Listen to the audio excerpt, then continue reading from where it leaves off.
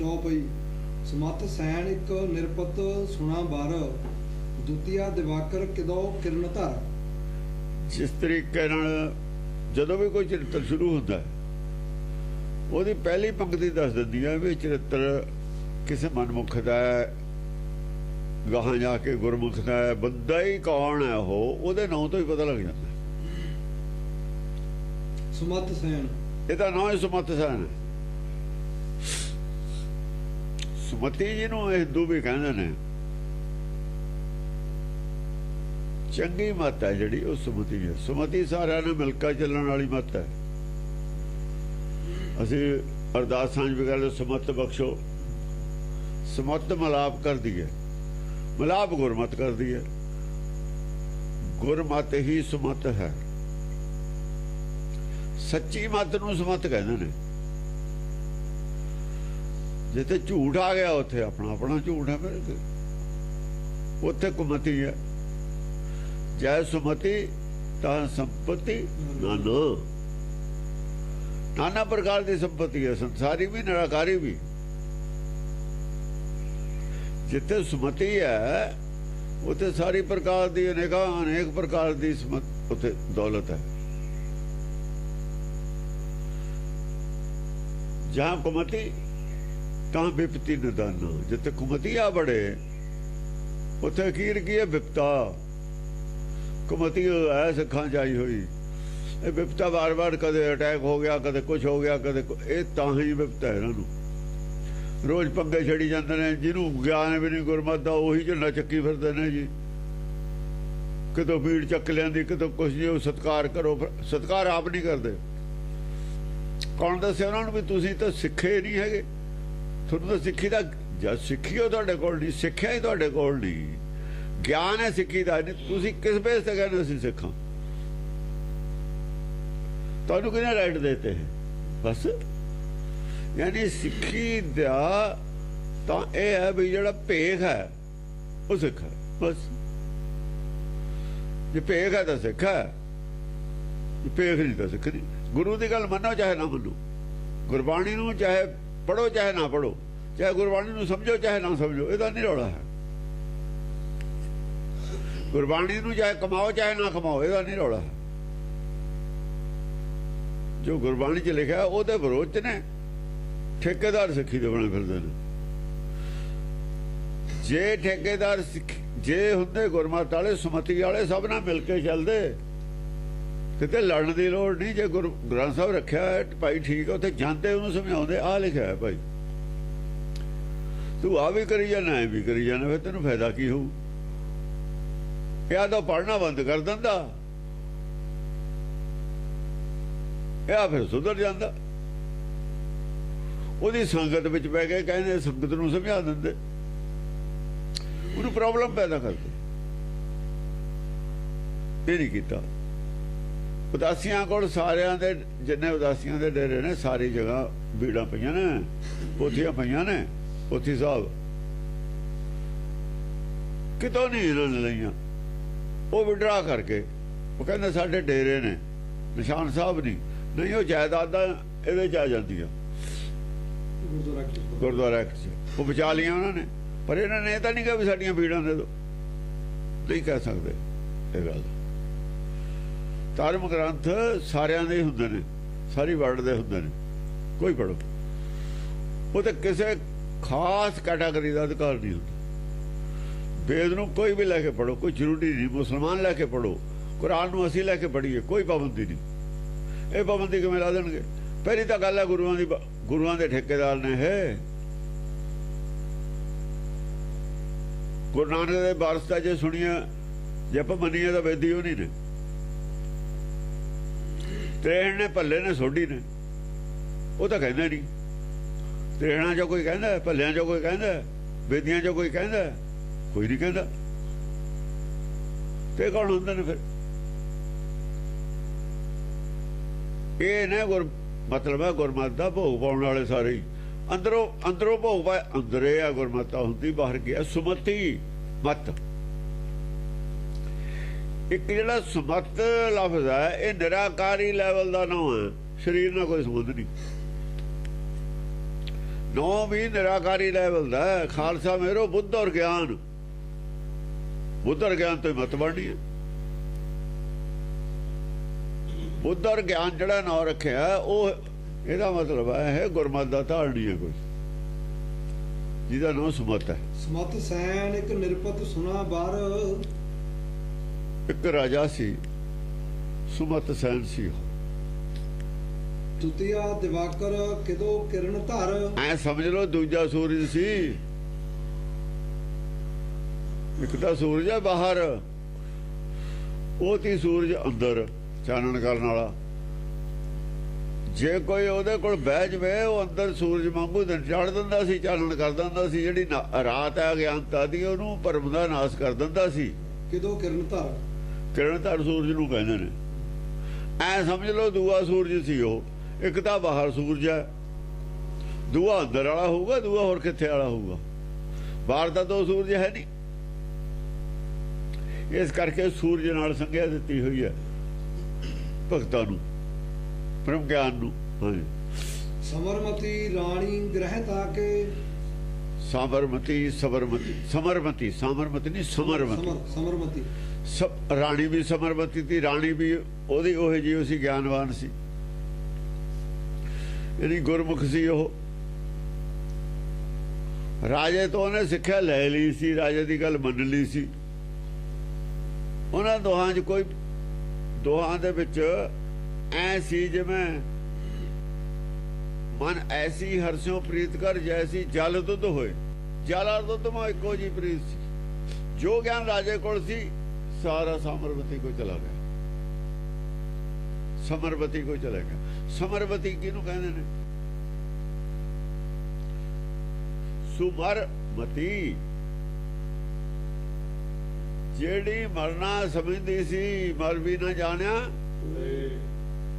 ਉਹਨੂੰ ਪਤਾ ਸੀ ਵੀ ਅਸਲੀ ਮਰਨਾ ਕੀ ਹੈ। ਨਕਲੀ ਮਰਨਾ ਔਰ ਅਸਲੀ ਮਰਨੇ ਦਾ ਗਿਆਨ ਰੱਖਦੀ ਸੀ ਉਹ। ਸੁਮਰਮਤੀ ਸ੍ਰੇਸ਼ਟ ਮਰਨਾ ਕੀ ਹੈ?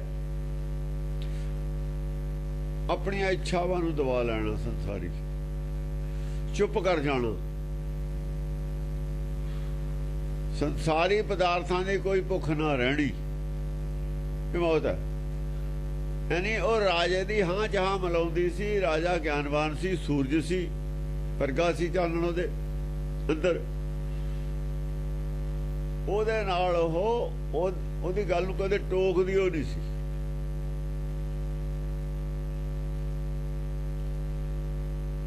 ਹਾਂਜੀ, ਸੁਰੀ ਆਸੁਰੀ ਸਾਹਮਣੇ ਜਾ ਕੇ, ਜਿੰਨੀਆਂ ਦੇਵਤਿਆਂ ਦੀਆਂ ਇਸਤਰੀਆਂ ਸੀਆਂ ਜਾਂ ਰਾਖਸ਼ਾਂ ਦੀਆਂ ਇਸਤਰੀਆਂ ਦੀਆਂ ਚੰਗੀਆਂ, ਜਿਹੜੀਆਂ ਆਪਣੇ ਪਤੀ ਦਾ ਕਹਿਣੇ 'ਚ ਰਹਿਣ ਵਾਲੀਆਂ, ਨਾ ਰਾਖਸ਼ਾਂ ਦੀ ਇਹ ਜੀ ਔਰਤ ਸੀ, ਨਾ ਦੇਵਤਿਆਂ 'ਚ ਸੀ ਜਿਹੇ ਜੀ ਉਹ ਸੀ। ਸੁਰੀ ਆਸੁਰੀ, ਨਾ ਸੁਰਾਂ 'ਚ ਦੇਵਤਿਆਂ 'ਚ ਸੀ ਕੋਈ ਇਹ ਜੀ ਔਰਤ। ਸਮਝਦਾਰ, ਸ਼ਾਂਤ ਸੁਭਾਅ ਵਾਲੀ, ਵਿਚਾਰਵਾਨ, ਨਾ ਰਾਖਸ਼ਾਂ ਸੀ ਨਾ ਦੇਵਤਿਆਂ ਸੀ। ਹੁਣ ਇਹ ਨਾ ਰਾਖਸ਼ ਹੈ ਰਾਜਾ, ਨਾ ਦੇਵਤਾ ਭਗਤ, ਨਾ ਰਾਖਸ਼ ਹੈ ਨਾ ਦੇਵਤਾ। ਉਹ ਕਹਿੰਦੇ ਨੇ ਕਿ ਮੁਸਲਮਾਨ ਜਿਹੜੇ ਨੇ ਉਹ ਰਾਖਸ਼ ਨੇ, ਹਿੰਦੂ ਕਹਿੰਦੇ ਨੇ, ਕਹਿੰਦੇ ਸੀ। ਮੁਸਲਮਾਨ ਕਹਿੰਦੇ ਨੇ ਇਹ ਰਾਖਸ਼ ਨੇ, ਇੱਕ ਦੂਏ ਨੂੰ ਕਹਿੰਦੇ ਨੇ। ਚਲੋ, ਗੁਰਬਾਣੀ ਨੇ ਉਹਨੂੰ ਕਾਣਾ ਮੰਨਿਆ, ਉਹਨੂੰ ਅੰਨਾ ਮੰਨਿਆ। ਜਿਹਨੂੰ ਅੰਨਾ ਮੰਨਿਆ ਰਾਖਸ਼ ਉਹ ਅਸਲ 'ਚ। ਮੁਸਲਮਾਨਾਂ ਨੇ ਸਿੱਕਾ ਢਾਲ ਕੇ ਨਹੀਂ ਕਿਸੇ ਦੇ ਕੰਨਾਂ 'ਚ ਪਾਇਆ, ਹਮੇਸ਼ਾ ਵਾਸਤੇ ਨੀਚ ਨਹੀਂ ਮੰਨਿਆ ਕਿਸੇ ਨੂੰ, ਨਾਲ ਲੜਾਉਂਦੇ ਨੇ ਸਾਰਿਆਂ ਨੂੰ। ਤੇ ਉਹਨਾਂ ਦਾ ਇੱਕ ਨੰਬਰ ਵੱਧ ਇਸ ਕਰਕੇ ਕੀਤਾ। ਜੇ ਕਿਸੇ ਉਹ ਗਿਆਨ ਘੱਟ ਹੈ ਉਹਦਾ ਪੂਰਾ ਕਰੋ। ਇਹਦਾ ਮਤਲਬ ਇਹ ਤਾਂ ਇਹਨੂੰ ਛੇ ਕੇ ਦਿਓ, ਇਹਨੂੰ ਗਿਆਨ ਦੇਣਾ ਹੀ ਨਹੀਂ। ਇਹ ਰਾਖਸ਼ ਬਿਰਤੀ ਹੈ, ਨਹੀਂ ਗਿਆਨ ਦੇਣਾ ਇਹਨੂੰ। ਗੁਰਬਾਣੀ ਦਾ ਫੈਸਲਾ ਇਹ ਹੈ ਕਿ ਰਾਖਸ਼ ਉਹ ਹੈ ਜਿਹੜਾ ਇੱਕ ਦੀਵਾਰ ਪੈਦਾ ਕਰਦਾ ਹੈ ਵੀ ਇਹਨੂੰ ਗਾਹਾਂ ਤਰੱਕੀ ਕਰਨਾ ਨਹੀਂ ਦੇਣੀ। ਮੈਂ ਬੌਧਿਕ ਤਰੱਕੀ, ਯਾਨੀ ਜਿਹੜਾ ਚੀਜ਼ ਜੀਵਨ ਸਵਾਰਨਾ ਆਇਆ ਆਪਣਾ, ਜੋ ਚੀਜ਼ ਲੈਣ ਆਇਆ ਉਹ ਇਹਨੂੰ ਲੈਣ ਨਹੀਂ ਦੇਣੀ। ਇਹ ਉਹਦੇ ਨਾਲ ਧੱਕਾ ਕਰਨਾ ਰਾਖਸ਼ ਬਿਰਤੀ ਹੈ। ਜਿਨ੍ਹਾਂ ਨੇ 4 ਵਰਣ ਬਣਾਏ ਨੇ ਉਹ ਰਾਖਸ਼ ਸੀ। ਰਾਵਣ ਨਹੀਂ ਸੀ ਰਾਖਸ਼, ਗਲਤ ਹੈ। 4 ਵਜੇ ਦਾ ਗਿਆ ਤਾਂ ਸੀ। ਆ ਜਿਹੜੇ ਤੰਤਰ ਜੰਤਰ ਮੰਤਰ ਵਾਲੇ ਨੇ ਨਾ, ਗੁਰਦੁਆਰਿਆਂ 'ਚ ਜਾਂ ਮੰਦਿਰਾਂ 'ਚ ਝੂਠ ਬੋਲਣ ਵਾਲੇ, ਕਰਾਮਾਤਾਂ ਦੇ, ਇਹ ਰਾਖਸ਼ ਨੇ ਸਾਰੇ। ਸਾਖਤ ਜਿਨ੍ਹਾਂ ਨੇ ਰਾਖਸ਼ ਨੇ। ਜਿਹੜਾ ਸਾਖਤ ਹੈ ਜਮ ਦੇ ਜਾਲ 'ਚ ਫਸਾਉਣ ਵਾਲਾ ਹੈ, ਹਿਰਨਾ ਬਾਜਾਂ ਤੇ ਸਿਕਦਾਰਾਂ, ਇਹਨਾਂ ਪੜਿਆ ਫਾਹੀ ਲੱਗੀ ਜਾਤ ਬਹਾਨ ਅੱਗੇ ਨਾ, ਇਹ ਸਾਰੀ ਰਾਖਸ਼ ਨੇ ਗੁਰਬਾਣੀ 'ਚ ਕਹੇ। ਹੁਣ ਭਗਤ ਨਾ ਹਿੰਦੂ ਨੇ ਨਾ ਮੁਸਲਮਾਨ ਨੇ। ਦੇਖੋ 1-2 ਲਾਈਨਾਂ ਨੇ ਕਈਆਂ ਹੋਈਆਂ, ਇਹਦੇ ਵਿੱਚ ਪਿਆ ਕੀ ਹੈ ਗਿਆਨ, ਉਹ ਡਿਸਕਸ ਕਰਦੇ ਆ। ਜਿਹੜੇ ਇਹਨਾਂ ਦੇ ਚਰਿੱਤਰਾਂ ਨੂੰ ਕੁਝ ਹੋਰੇ ਬੰਨੀ ਬੈਠੇ ਨੇ। ਗੱਲ ਇੰਨੀ ਕੀ ਹੈ, ਸੁਰੀ ਆਸੁਰੀ ਸਮਸ ਨਹੀਂ ਜਾ ਕੇ ਸੁਰਾਂ ਦੇ ਵਿੱਚ ਗਿਆਨ ਦੇਵਤਿਆਂ 'ਚ ਵੀ ਹੈਗਾ। ਸ਼ਾਸਤਰ ਗ੍ਰੰਥ ਪੜ੍ਹਦੇ ਹੀ ਨੇ ਇਹ, ਔਰਤਾਂ ਹੈਗੀਆਂ ਚੰਗੀਆਂ ਇਹਨਾਂ 'ਚ ਵੀ। ਪਰ ਬ੍ਰਹਮਾ ਵਿਸ਼ਨੂੰ ਸ਼ਿਵ ਜੀ ਨੂੰ ਕੀ ਕੀਤਾ ਹੋਇਆ, ਕਹੇ ਜਿਹੀਆਂ ਕਹਾਣੀਆਂ ਨੇ ਉਹ। ਕਿਵੇਂ ਇਹਨਾਂ ਨੇ ਉਹਦਾ ਸੱਤ ਤੋੜਨ ਵਾਸਤੇ ਦੱਤਾਤਰੇ ਦੀ ਘਰਵਾਲੀ ਦਾ, ਸਤੀ ਅਨਸੂਇਆ ਦਾ ਭੇਜਿਆ, ਕਿਉਂ ਭੇਜਿਆ, ਉਹ ਸਾਰੀਆਂ ਕਹਾਣੀਆਂ ਪਈਆਂ ਨੇ, 10 ਭਾਸ਼ਾ ਦੀਆਂ ਪੜ੍ਹੀਆਂ ਹੋਈਆਂ ਨੇ। ਤਾਂ ਗੱਲ ਲਿਖੀ ਆ ਉਹ, ਪੜ੍ਹਿਆ ਹੋਇਆ ਸਾਰਾ, ਸਮਝਿਆ ਹੋਇਆ। ਜਿਹਨੇ ਨਹੀਂ ਸਮਝਿਆ ਪਿੱਛੇ ਉਹ ਗੱਲ ਨਹੀਂ ਲਿਖ ਸਕਦਾ। ਕਿਸ ਬੇਸ ਤੇ ਲਿਖੀ? ਪੰਡਤ ਲਿਖ ਦੂਗਾ, ਪੰਡਤ ਤਾਂ ਦੇਵਤਿਆਂ ਦਾ ਪੁਜਾਰੀ ਹੈ, ਉਹ ਕਿਵੇਂ ਲਿਖ ਦੂ ਵੀ ਦੇਵਤਿਆਂ ਦੇ ਘਰ ਹੋਈ ਜੀ ਇਸਤਰੀ ਹੈ ਨਹੀਂ ਸੀ? ਸੁਰੀਓ ਸੁਰੀ ਸਾਹਮਣੇ ਜਾ ਕੇ ਉਹ ਕਿਵੇਂ ਲਿਖ ਦੂ? ਆ ਸੁਰੀ ਤਾਂ ਲਿਖ ਦੂ, ਸੁਰੀ ਕਿਵੇਂ ਲਿਖ ਦੂ? ਇਹ ਸਾਬਤ ਕਰਦਾ ਵੀ ਨਾ ਇਹਨਾਂ, ਜੇ ਇਹਨਾਂ ਨੇ ਪੜਿਆ ਵੀ ਹੈ 10-12 ਤੇ ਉਹਨਾਂ ਨੂੰ ਢਿੱਲਾ ਅਕਲ ਨਹੀਂ ਹੈ। ਜਿਹੜੇ ਦਾ ਵਿਰੋਧ ਕਰਦੇ ਨੇ ਉਹਨਾਂ ਨੂੰ ਪਤਾ ਹੀ ਨਹੀਂ ਵੀ ਇਹ ਗੱਲ ਕੀ ਹੈ। ਉਹਨਾਂ ਦੀ ਬੁੱਧਾ ਅੱਖਰਾਂ ਦੇ ਵਿੱਚ ਹੀ ਉੱਤੇ ਹੀ ਲੜਕੀ ਫਿਰਦੀ ਹੈ। ਮੈਂ ਲਿਖ ਦਿੱਤਾ ਨਾ, ਉਹਦੇ ਵਰਗੀ ਇਸਤਰੀ ਨਾ ਰਾਖਸ਼ਾਂ ਸੀ ਨਾ ਦੇਵਤਿਆਂ ਸੀ। ਕਿਹੋ ਜੀ ਸੀ? ਬਾਹਰਲੇ ਸਰੂਪ ਦੀ ਗੱਲ ਹੈ ਤੇ ਸੁੰਦਰ, ਉਹ ਜੀ ਸੁੰਦਰ ਸਰੀਰ ਦੀ ਸੁੰਦਰਤਾ ਦੀ ਗੱਲ ਹੈ। ਤੇ ਬੁੱਧ ਨਾਲ ਕੋਈ ਸੰਬੰਧ ਨਹੀਂ ਹੈ। ਤੇ ਟੀਕੇ 'ਚ ਕੀਤਾ ਹੋਇਆ ਗੱਲ ਅਕਲ ਦੀ ਚੱਲ ਰਹੀ ਹੈ, ਬੁੱਧ ਦੀ ਗਿਆਨ ਦੀ ਚੱਲ ਰਹੀ ਹੈ। ਉਹ ਸਰੀਰ ਦੀ ਗੱਲ ਕਰ ਰਹੇ ਨੇ। ਟੀਕਾਕਾਰ ਸਾਰਾ ਬਾਹਰਲੀ ਗੱਲ, ਟੀਕਾਕਾਰ ਬਾਹਰਲੀ ਗੱਲ ਕਰਦਾ। ਇਸ ਗੱਲ ਤੇ ਉਹ ਬਹਿਸ ਕਰ ਰਹੇ ਨੇ। ਸਾਡੇ ਵੀ ਵਿਦਵਾਨ ਇਸੇ ਤੇ ਬਹਿਸ ਕਰ ਰਹੇ ਨੇ। ਦੋ ਹੀ ਵਿਦਵਾਨ ਨੇ। ਵਿਦਵਾਨ ਉੱਪਰ ਰਹਿੰਦਾ, ਮਾਇਆ ਤੇ ਥੱਲੇ ਜਾ ਹੀ ਨਹੀਂ ਸਕਦਾ। ਮਾਇਆ ਤੇ ਅਟਕ ਜਾਂਦਾ ਹੁੰਦਾ। ਮਾਇਆ ਤੇ ਅਟਕੇ ਹੋਏ ਨੇ ਸਾਰੇ। ਇਹ ਮਾਇਆ ਤੋਂ ਗਾਹਾਂ ਦੀ ਗੱਲ ਹੈ, ਸਰੀਰ ਤੋਂ ਗਾਹਾਂ ਦੀ ਗੱਲ। ਇਹ ਸਰੀਰ ਤੋਂ ਗਾਹਾਂ ਦੀ ਗੱਲ ਹੈ। ਇਹ ਬੌਧਿਕ ਲੈਵਲ ਦੀ ਗੱਲ ਹੈ, ਆਤਮਿਕ ਲੈਵਲ ਦੀ ਗੱਲ ਹੈ। ਆਤਮਿਕ ਲੈਵਲ ਦੇ ਹੀ ਨਾਂ ਨੇ। ਉਹ ਕੀ ਪਛਾਣਨ ਕੀ ਗੱਲ ਹੈ, ਉਹਨਾਂ ਨੂੰ ਕੀ ਪਤਾ? ਗ੍ਰੰਥਾਂ ਬਾਰੇ ਚਰਚਾ ਸੌਖੀ ਗੱਲ ਨਹੀਂ ਕਰਦੀ, ਬੁੱਧੀਹੀਨ ਕਰੀ ਜਾਂਦੇ। ਸ੍ਰੀ ਰਾਮ ਖੰਭ ਕਲਾ ਦੁਹਤਾ ਤੇ। ਹੁਣ ਇੱਕ ਉਹਨਾਂ ਦੀ ਲੜਕੀ ਹੈ। ਆਮ ਤੌਰ ਤੇ ਮੰਨਿਆ ਜਾਂਦਾ ਵੀ ਲੜਕੀ ਦਾ ਸੁਭਾਅ ਮਾਂ ਵਰਗਾ ਹੁੰਦਾ। ਬਹੁਤਾ ਚਿਰ ਉਹਨੇ ਮਾਂ ਕੋਲ ਰਹਿਣਾ, ਮਾਂ ਦੀ ਸੰਗਤ 'ਚ ਬੜੀ ਹੋ ਕੇ ਵੀ। ਜਿਹੜੇ ਮੁੰਡੇ ਹੁੰਦੇ ਨੇ ਉਹਦਾ ਬਾਪ ਨਾਲ ਜ਼ਿਆਦਾ ਰਹਿੰਦੇ ਨੇ। ਫਿਰ ਥੋੜੇ ਜਿਹੇ ਬੜੇ ਹੋ ਕੇ ਬਾਹਰ ਜਾਣਾ ਆਉਣਾ, ਜੋ ਕੰਮ ਕਰਦਾ ਨਾਲ ਲੈ ਜਾਣਾ, ਖੇਤਾਂ 'ਚ ਲੈ ਜਾਣਾ। ਜਿਹੜੇ ਖੇਤੀ ਕਰਦੇ ਨੇ ਜਿਹੋ ਜਿਹਾ ਵੀ ਕੰਮ ਕਰਦਾ, ਤਾਂ ਕਿ ਉਹਨੂੰ ਉੱਥੇ ਦੇਖ ਕੇ ਪਤਾ ਲੱਗੇ ਕੰਮ ਦਾ।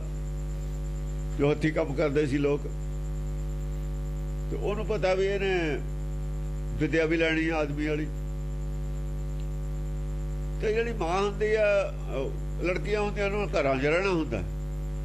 ਉਹਨੇ ਮਾਂ ਨੇ ਸਿਖਲਾਈ ਦੇਣੀ ਹੈ, ਕਿਉਂਕਿ ਔਰਤ ਵਾਲੀ ਸਿਖਲਾਈ ਚਾਹੀਦੀ ਹੈ। ਉਹ ਮਾਂ ਕੋਲ ਜ਼ਿਆਦਾ, ਆਦਮੀ ਵਾਲੀ ਸਿਖਲਾਈ ਆਦਮੀ ਕੋਲ ਜ਼ਿਆਦਾ। ਔਰਤ ਨੂੰ ਉਹਦੀ ਡਿਊਟੀ ਹੋਰ ਹੈ, ਉਹਦੀ ਡਿਊਟੀ ਹੋਰ ਹੈ। ਇਸ ਕਰਕੇ ਉਹਦੀ ਮਾਂ ਦਾ ਪ੍ਰਭਾਵ ਸੀ ਕੁੜੀ ਤੇ। ਉਹਦੀ ਗੱਲ ਸੁਣਦੀ ਸੀ ਔਰ ਮੰਨਦੀ ਸੀ। ਯਾਨੀ ਕਿਰਪਾ ਹੀ ਸੀ ਟੱਬਰ ਤੇ, ਐਂ ਸਮਝ ਲਓ। ਇੱਕ ਤਰ੍ਹਾਂ ਦੇ ਸਾਰੇ ਜੀਵ ਇਸ ਤਰੀਕੇ ਨਾਲ ਪੈਦਾ ਹੋਏ ਤੇ ਧੁਰ ਦਰਗਾਹੋਂ ਹੀ ਆਏ। ਤੇ ਸੁਮਤ ਇਹੋ ਜਿਹੀ ਸੁਮਤੀ ਕਿਸੇ ਦੇ ਘਰ 'ਚ ਨਹੀਂ ਹੁੰਦੀ ਹੈ, ਹੁੰਦੀ ਨਹੀਂ ਆਮ ਤੌਰ ਤੇ ਇਹੋ ਜਿਹੀ ਗੱਲ। ਹਾਂਜੀ, ਕੀ ਨਾਂ ਸੀ? ਖੰਭ ਕਲਾ ਦੁਹਤਾ ਤੇ ਸ਼੍ਰੀ ਰਣ ਖੰਭ ਕਲਾ। ਰਣ ਖੰਭ ਕਲਾ ਸੀ ਉਹਦਾ ਨਾਮ। ਰਣ ਖੰਭਾ ਨਹੀਂ ਹੁੰਦਾ। ਜਿਹੜਾ ਝੰਡਾ ਕੱਢਦੇ ਨੇ ਨਾ ਜਾ ਕੇ ਜੰਗ ਦੇ ਮੈਦਾਨ 'ਚ, ਉਹਨੂੰ ਰਣ ਖੰਭਾ ਕਹਿੰਦੇ ਨੇ।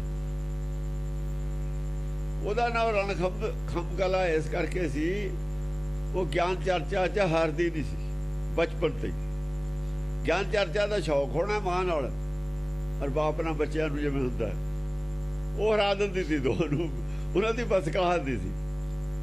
ਉਹਦਾ ਨਾਮ ਰਣ ਖੰਭ ਕਲਾ ਰੱਖਤਾ ਇਹਨਾਂ ਨੇ। ਇਹਦਾ ਰਣ ਖੰਭ ਕਲਾ ਹੈ, ਇਹਨੂੰ ਹਰਾਉਣਾ ਬਹੁਤ ਮੁਸ਼ਕਲ ਹੈ। ਉਹ ਵੀ ਪੂਰੀ ਸਮਝਦਾਰ ਸੀ, ਯਾਨੀ ਜਿਹੜਾ ਗੁਰਮਤਿ ਦਾ ਗਿਆਨ ਹੈ ਉਹ 'ਚ ਕੁੱਟ-ਕੁੱਟ ਕੇ ਭਰਿਆ ਹੋਇਆ ਸੀ। ਇਹ ਕਿਉਂ ਦੱਸਿਆ ਪਹਿਲਾਂ ਹੀ? ਇਸੇ ਦਾ ਪੰਜਾ ਫਸਣਾ ਪੰਡਤ ਨਾਲ ਜਾ ਕੇ। ਪੰਡਤ ਦਾ ਗੁਰੂ ਹੈ ਜਿਹੜਾ ਰਣ ਖੰਭ ਕਲਾ ਦਾ, ਇੱਥੇ ਹੀ ਦੱਸਤਾ। ਉਹਦਾ ਨਾਂ 'ਚ ਹੀ ਗੱਲ ਕਰਤੀ, ਉਹਦੇ ਨਾਂ ਦੇ ਵਿੱਚ ਹੀ ਗੱਲ ਕਰਤੀ। ਉਹਦਾ ਨਾਂ ਇਹੋ ਜਿਹਾ ਰੱਖਤਾ ਕਿ ਗਾਹਾਂ ਜਾ ਕੇ ਉਹਨੇ ਕੰਮ ਵੀ ਉਹੀ ਕਰਾਉਣਾ ਉੱਤੇ। ਇਹ ਹੈ ਇੱਕ ਗਰਾਊਂਡ 2 ਲਾਈਨਾਂ ਦੀ, ਜਿਹਦੇ ਵਿੱਚੋਂ ਸਾਰੇ ਟੱਬਰ ਦਾ ਦੱਸ ਗਏ ਔਰ ਕੀ ਕੁਝ ਦੱਸ ਗਏ ਇੰਨੀ ਗੱਲ ਦੇ ਵਿੱਚ ਹੀ। ਗਾਹਾਂ ਜੋ ਹੋਣਾ ਇੱਥੇ ਪਿਆ, ਮੂਲੀਆਂ 2 ਪੰਕਤੀਆਂ 'ਚ ਪਿਆ। ਜੋ ਗਾਹਾਂ ਦੀ ਕਹਾਣੀ ਹੈ ਇੱਥੇ ਹੀ ਦੱਸਦੀ। ਜਿਹਨੇ ਤਾਂ ਬੁੱਝਣ, ਹਰ ਦੇਖੋ ਇੱਥੇ ਵੀ ਬੁਝਾਰਤ ਹੈ, ਹਰ ਜਗ੍ਹਾ ਜਿੰਨੀ ਬੁਝਾਰਤ ਪਿੱਛੇ ਆਈ ਹੈ ਨਾ, ਜੋ ਅਰਥ ਅਸੀਂ ਕੀਤੇ ਨੇ ਉਨੇ ਹੀ ਔਖੇ ਇਹਨਾਂ, ਉਦੋਂ ਜ਼ਿਆਦਾ ਔਖੇ ਨੇ ਇਹਨਾਂ ਦੇ ਅਰਥ ਕਰਨੇ। ਆ ਜਿਹੜੇ ਚਰਿਤਰੋ ਪਖਿਆਨ ਹੈ, ਇਹਦੇ ਅਰਥ ਪਿੱਛੇ ਨੂੰ ਵੀ ਜ਼ਿਆਦਾ ਨੇ ਔਖੇ। ਇਹ ਪਿੱਛੇ ਤਾਂ ਦਿੱਤੇ ਨੇ, ਜੇ ਸਾਰਾ ਪਿਛਲਾ ਅਵਤਾਰ ਵਗੈਰਾ ਪੜ੍ਹ ਕੇ ਉਹ ਅਰਥ ਆ ਸਕਦਾ ਹੈ।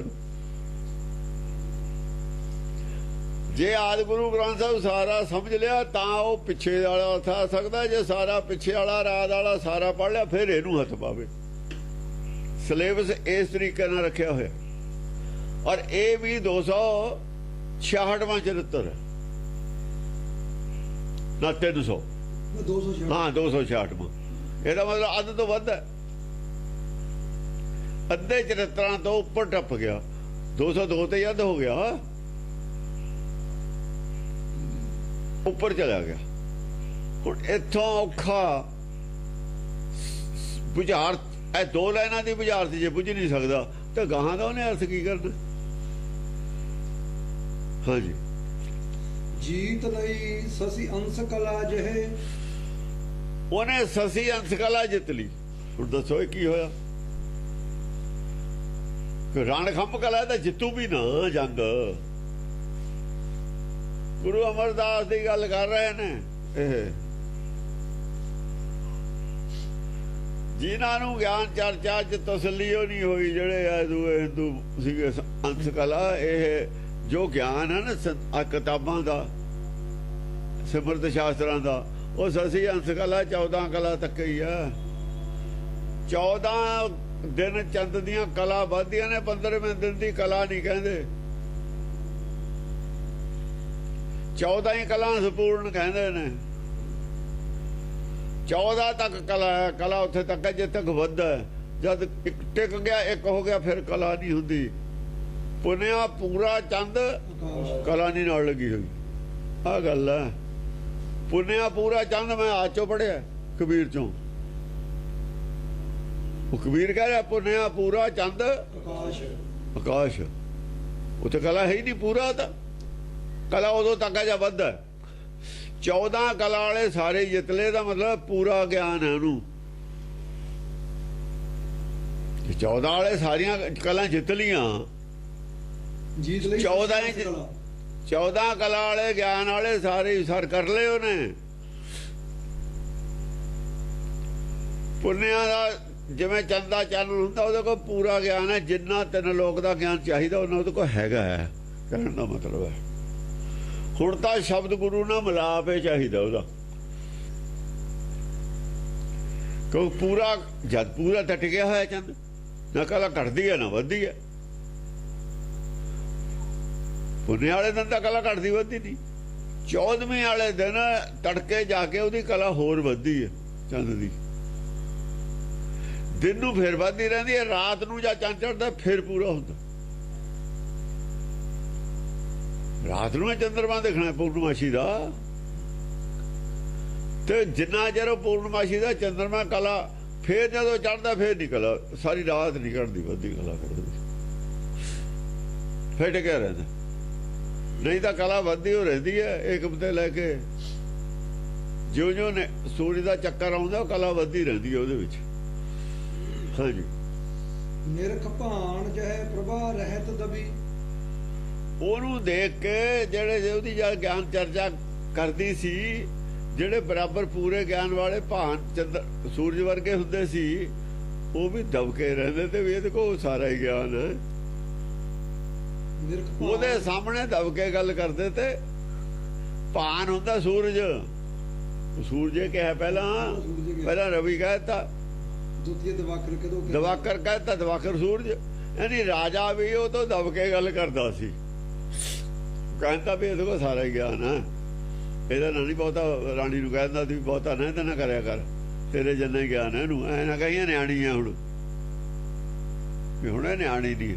ਹੁਣ ਇਹਦਾ ਘਰ 'ਚ ਪਤਾ ਇਸ ਗੱਲ ਦਾ, ਪਹਿਲਾਂ ਹੀ ਪੰਡਤ ਨੂੰ ਪਤਾ ਨਹੀਂ ਇਸ ਗੱਲ ਦਾ, ਜਿਹੜਾ ਇਹਨੂੰ ਪੜ੍ਹਾ ਰਿਹਾ ਉਹਨੂੰ ਗਿਆਨ ਨਹੀਂ ਹੈਗਾ। ਹਾਂਜੀ, ਸੁਰੀ ਆ ਸੁਰਣੀ ਕੀ ਨਹਿ ਸਮ ਛਵੀ। ਸੁਰੀ ਆ ਸੁਰਣੀ ਕੀ ਨਹਿ ਸਮ ਛਵੀ। ਉਹਦੇ ਵਰਗੀ ਛਵੀ ਨਾ ਕਿਸੇ ਰਾਖਸ਼ਾਂ ਦੇ ਔਰਤ ਦੀ। ਸੁਰੀ ਆ ਸੁਰੀ, ਇਹ ਪਹਿਲਾਂ ਗੱਲ ਕੀਤੀ ਇਹਦੀ ਮਾਂ ਦੀ, ਹੁਣ ਗੱਲ ਕਰਤੀ ਕੁੜੀ ਦੀ। ਨਾ ਸੁਰੀ ਦੇਵਤਿਆਂ ਦੀ ਕਿਸੇ ਔਰਤ ਦੀ ਕੰਨਿਆ ਹੋਵੇ, ਚਾਹੇ ਲੜਕੀ ਹੋਵੇ, ਚਾਹੇ ਕੋਈ ਔਰਤ ਹੋਵੇ, ਨਾ ਉਹਦੇ ਚਾਹੇ ਜੀ ਛਵੀ ਹੈ, ਨਾ ਰਾਖਸ਼ਾਂ ਦੇ ਕਿਸੇ ਔਰਤ ਦੇ ਵਿੱਚ ਇਹ ਜੀ ਛਵੀ। ਤਿੱਖੀ ਬੁੱਧੀ ਹੈ ਇਹ ਕਹਿ ਲਓ, ਇਹ ਜੀ ਤੇਜ ਬੁੱਧੀ, ਤੇਜ ਗਿਆਨ ਕਿਸੇ ਕੋਲ ਨਹੀਂ। ਜੋ ਮਾਂ ਹੈ ਦਾ ਮਤਲਬ ਹੈ ਉਹੀ ਧੀ ਹੈ। ਇੱਕੋ ਹੀ ਲਾਈਨ 'ਚ ਖੜੇ ਨੇ ਤਿੰਨੇ। ਹਾਂਜੀ, ਦੋਹਰਾ ਤਰਨ ਭਾਈ ਤਰਨੀ ਜਮੈ ਅਦਕ ਸੁਖਨ ਕੇ ਸੰਗ। ਜਦ ਇਹ ਲੜਕੀ ਜਵਾਨ ਹੋ ਗਈ, ਤਰਨੀ ਔਰਤ ਨੂੰ ਕਹਿੰਦੇ ਭਾਈ ਤਰਨੀ ਜਮੈ, ਜਦ ਤਰਨੀ ਜਵਾਨ ਹੋ ਗਈ, ਅਦਕ ਸੁਖਨ ਕੇ ਸੰਗ। ਬਹੁਤ ਸੁਖ। ਦੇਖੋ ਨਾ ਰਾਜੇ ਦੇ ਘਰ ਸੁਖ ਤਾਂ ਸਾਰੇ ਹੁਣ, ਜੰਗਲ ਪ੍ਰੇਮ ਨਾਲ ਪਾਲੀ ਰਾਜੇ ਦੇ, ਫਿਰ ਉਹ ਲਾਇਕ ਸੀ, ਸੁਭਾਅ ਉਹਦਾ ਧਾਰਮਿਕ ਸੀ। ਜਿਹੋ ਜਿਹਾ ਰਾਜਾ ਸੁਭਾਅ ਚਾਹੁੰਦਾ ਸੀ, ਮਾਂ ਚਾਹੁੰਦੀ ਸੀ, ਉਹੋ ਜਿਹਾ ਸੁਭਾਅ ਸੀ, ਬਿਲਕੁਲ ਮਿਲਦਾ, ਤੇ ਸੁਖ ਤਾਂ ਉਹਨੂੰ ਹੋਣਾ ਹੀ ਸੀ। ਉਹ ਭਾਈ ਸੁਖ ਤਾਂ ਅਸਲ ਦੇ ਵਿੱਚ ਉਹਦਾ ਮਤ ਮਿਲਦੀ ਕਰਕੇ ਸੁਖ ਸੀ, ਖਟਪਟ ਨਹੀਂ ਸੀ। ਰਾਜੇ ਦੇ ਸੁਖ ਤਾਂ ਹੁੰਦਾ ਹੀ ਆ, ਯਾਨੀ ਕਦੇ ਘਰ 'ਚ ਕਲੇਸ਼ ਨਹੀਂ ਪੈਦਾ ਕੀਤਾ ਉਹਨੇ, ਉਹ ਸੁਖ ਰਿਹਾ। ਸੁਖਨ ਦਾ ਮਤਲਬ ਹੈ ਨਾ ਉਹ ਕਦੇ ਘਰ ਦੇ ਵਿੱਚ ਉਹਦਾ ਆਪਸ ਵਿੱਚ ਮਤਭੇਦ ਨਹੀਂ ਹੋਇਆ ਮਾਂ ਬਾਪ ਨਾਲ। ਸੁਖ ਦਾ ਮਾਨਸਿਕ ਸੁਖ ਕਦੇ ਦੁਖੀ ਹੋਈ ਨਹੀਂ, ਕਦੇ ਇਹੋ ਜਿਹਾ ਕੰਮ ਉਹਨੇ ਸੋਚਿਆ ਨਹੀਂ ਜਿਹਦੇ ਨਾਲ ਮਾਂ ਬਾਪ ਡਾਂਟਣ, ਉਹਨਾਂ ਨੇ ਡਾਂਟਿਆ ਨਹੀਂ, ਆਪੇ ਸੁਖ ਹੈ। ਸੁਖ ਸੰਸਾਰੀ ਦੀ ਗੱਲ ਨਹੀਂ ਹੈ, ਆਤਮਿਕ ਸੁਖ ਦੀ ਗੱਲ। ਹਾਂ, ਲੜਕਾਪਨ ਮਿਟ ਜਾਤ ਭਇਓ ਦੁੰਦਬ ਦਿਓ ਅਨੰਗ। ਲੜਕਾਪਨ ਦੇਖੋ, ਲੜਕੀ ਹੈ, ਲੜਕਾਪਨ ਲਿਖਿਆ ਬਚਪਨ। ਲੜਕਾਪਨ ਦਾ ਮਤਲਬ ਬਚਪਨ। ਮਿਟ ਜਾਤ ਭਇਓ, ਮਿਟ ਜਾਤ ਭਇਓ, ਉਹ ਮਿਟ ਗਿਆ। ਯਾਨੀ ਹੁਣ ਉਹ ਜਿਹੜਾ ਕਹਿੰਦੇ ਨੇ 12 ਵਰਸ ਬਾਲਪਨ ਬੀਤੇ, ਬਾਲਪਨ ਦੀ ਉਮਰ ਤੇ ਜ਼ਿਆਦਾ ਉਮਰ ਹੋ ਗਈ ਉਹਦੀ, ਕਹਿਣ ਦਾ ਮਤਲਬ ਇਹ ਹੈ। ਦੁੰਦਬ ਦਿਓ ਅਨੰਗ, ਫਿਰ ਉਹ ਸਮਝ ਲਓ ਇੱਕ ਕਿਸਮ ਦਾ ਜਵਾਨ ਹੋ ਗਈ, ਉਹਦੀ ਬੁੱਧੀ ਖੁੱਲ ਗਈ। ਜਦੋਂ ਕੋਈ ਬਾਲਗ ਹੋ ਜਾਂਦਾ ਬੱਚਾ, ਫਿਰ ਉਹ ਸਲਾਹ ਵੀ ਦੇਣ ਲੱਗ ਜਾਂਦਾ ਸਾਨੂੰ ਕਈ ਗੱਲਾਂ 'ਚ।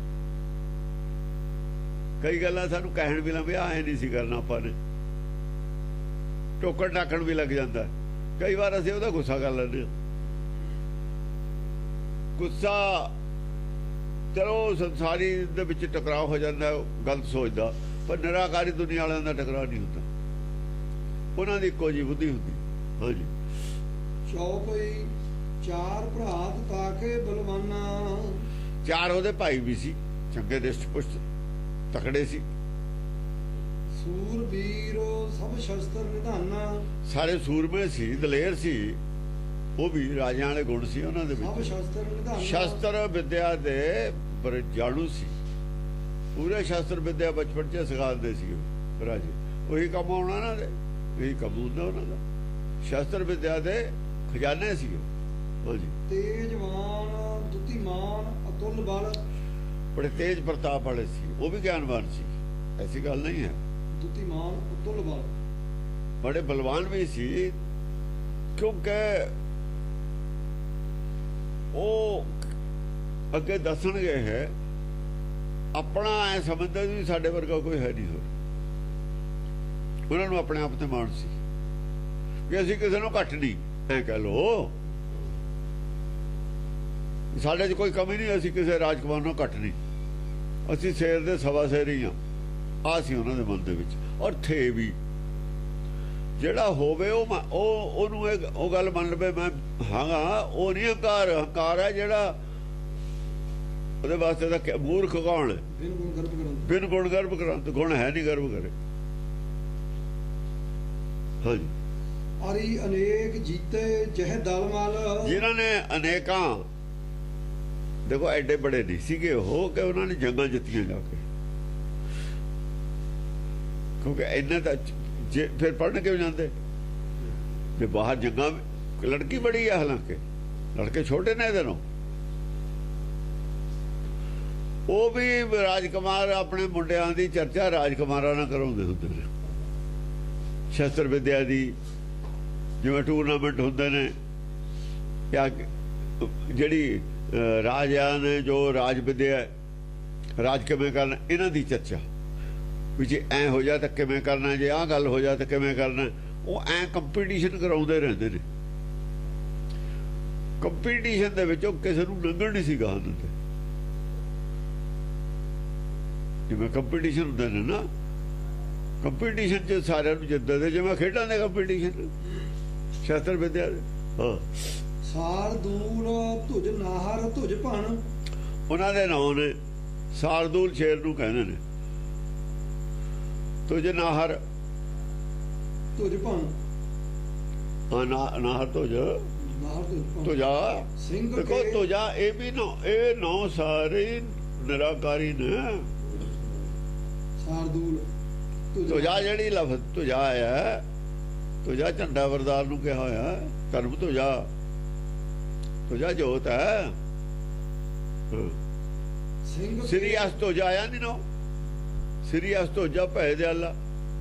ਧੁਜ ਨਿਰਾਕਾਰ ਦੇ ਨਾਲ ਲੱਗੂਗਾ, ਸ੍ਰੀ ਨਾਲ ਨਹੀਂ ਲੱਗਦਾ ਹੁੰਦਾ ਧੁਜ।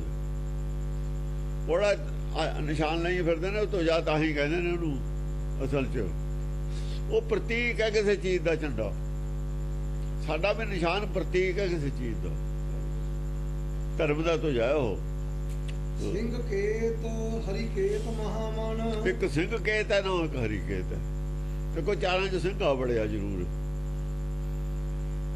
ਉਹ ਪਹਿਲਾ ਸਾਰਦੂਲ ਆ, ਉਹ ਵੀ ਸ਼ੇਰੇ ਹੁੰਦਾ। ਸਿੰਘ ਕੇਤ, ਕੇਤੂਏ ਲਫ਼ਜ਼ ਚੱਲੂ ਨਾਲ, ਉੱਥੇ ਵੀ ਕੇਤੂਏ ਚੱਲੇ ਹੋਏ ਨੇ 75 ਨਾਟਕ ਦੇ ਵਿੱਚ ਚਾਰਾਂ ਦੇ ਨਾਲ। ਹਾਂ ਚਾਰੋ ਸੂਰਬੀਰ ਬਲਵਾਨਾ। ਹੁਣ ਉੱਥੇ ਯਾਰ ਇੱਥੇ ਦਾ, ਉੱਥੇ ਵੀ ਚਾਰ ਨੇ। ਪਹਿਲਾਂ ਕੌਣ ਪੈਦਾ ਹੋਇਆ, ਇੱਥੇ ਵੀ ਚਾਰ ਨੇ। ਇਹਨਾਂ ਗੱਲਾਂ ਤੋਂ ਪਤਾ ਲੱਗਦਾ ਹੈ ਵੀ ਇਹ ਕਿਹੜੇ ਇੱਕੋ ਬੰਦੇ ਦਾ ਉਹ ਲਿਖਿਆ ਹੋਇਆ 75 ਨਾਟਕ, ਉਸੇ ਦਾ ਲਿਖਿਆ ਕਾਲ ਕੇਤ ਹੈ, ਦੂਸਰ ਜਗ ਪਿਓ। ਮਨ ਤੋਂ ਛਤਰ ਸਕਲ ਜਿਹੇ ਆਨਾ। ਸਾਰੇ ਸ਼ਤਰੂ ਉਹਨਾਂ ਦੀ ਜਿਹੜੀ ਧਾਕ ਨੂੰ ਮੰਨਦੇ ਸੀ। ਸ਼ਕਲ ਜਿਹੜੇ ਉਹਨਾਂ ਦੇ ਵਿਰੋਧੀ ਸੀ, ਉਹਨਾਂ ਦੇ ਸਾਰਿਆਂ ਦੇ ਦਿਲ ਤੇ ਉਹਨਾਂ ਦੀ ਧਾਕ ਸੀ। ਜਿਵੇਂ ਪਹਿਲਵਾਨ ਘੁਲਦੇ ਨੇ, ਪਤਾ ਹੁੰਦਾ ਨਾ ਵੀ ਫਲਾਨਾ ਨਾ ਕੁਸ਼ਤੀ ਆ ਜਾਂ ਟੀਮਾਂ ਖੇਲਦੀਆਂ ਨੇ, ਵੀ ਉਹ ਟੀਮ ਕੋਈ ਐਵੇਂ ਨਹੀਂ ਹੈਗੀ। ਕਈ ਵਾਰ ਪਹਿਲਾਂ ਹੀ ਪਤਾ ਹੁੰਦਾ ਵੀ ਉਹ ਟੀਮ ਦਾ ਭਾਈ ਮੁਸ਼ਕਲ ਹੈ ਉਹਨਾਂ ਨੂੰ ਜਿੱਤਣਾ। ਚਾਰੋ ਕੁਵਰ ਪੜਨ ਕੇ ਕਾਜਾ। ਚਾਰਾਂ ਕੁਮਾਰਾਂ ਨੂੰ ਦੇਖੋ ਕੁੰਵਰ ਲਫ਼ਜ਼ ਹੈ ਇਹ ਕੁੰਵਰ ਕੁਮਾਰੀ ਇੱਥੋਂ ਆਇਆ ਹੋਇਆ ਕੁਮਾਰੀ ਲਫ਼ਜ਼ ਸਾਡੇ ਕੌਰ ਜਿਹੜਾ ਲਫ਼ਜ਼ ਹੈ ਆਦਮੀ ਵਾਸਤੇ ਆਇਆ ਹੋਇਆ ਕੁੰਵਰ ਕੁਮਾਰ ਕੁਮਾਰ ਤੋਂ ਕੌਰ ਬਣਿਆ ਹੋਇਆ ਹੁਣ ਵੀ ਕੁਮਾਰ ਤੋਂ ਕੌਰ ਕਹਿੰਦੇ ਨੇ ਆਦਮੀਆਂ ਨੂੰ ਕਹੇ ਕੌਰ ਸਾਹਿਬ ਨਹੀਂ ਚੱਲਦਾ ਕੌਰ ਸਾਹਿਬ ਆਦਮੀ ਵਾਸਤੇ ਚੱਲਦਾ ਔਰਤਾਂ ਨੂੰ ਕੌਰ ਕਦ ਕਹਿਣ ਲੱਗੇ ਜਾਂ ਸਾਵਾ ਬੰਨਣ ਲਾਤੇ ਬੁੱਢੇ ਦਲ ਚ ਛੋਟੇ ਨੂੰ ਕੌਰ ਸਾਹਿਬ ਕਹਿੰਦੇ ਨੇ ਦਾੜੀ ਨਹੀਂ ਨਾ ਹੁੰਦੀ ਇਹਨਾਂ ਦੇ ਹੁਣ ਜਾਂ ਕੌਰ ਨਾਲ ਲਾਉਣਾ ਮੁਸਲਮਾਨਾਂ ਨੇ ਸਮਝਿਆ ਵੀ ਮੁੰਡਾ ਹੈ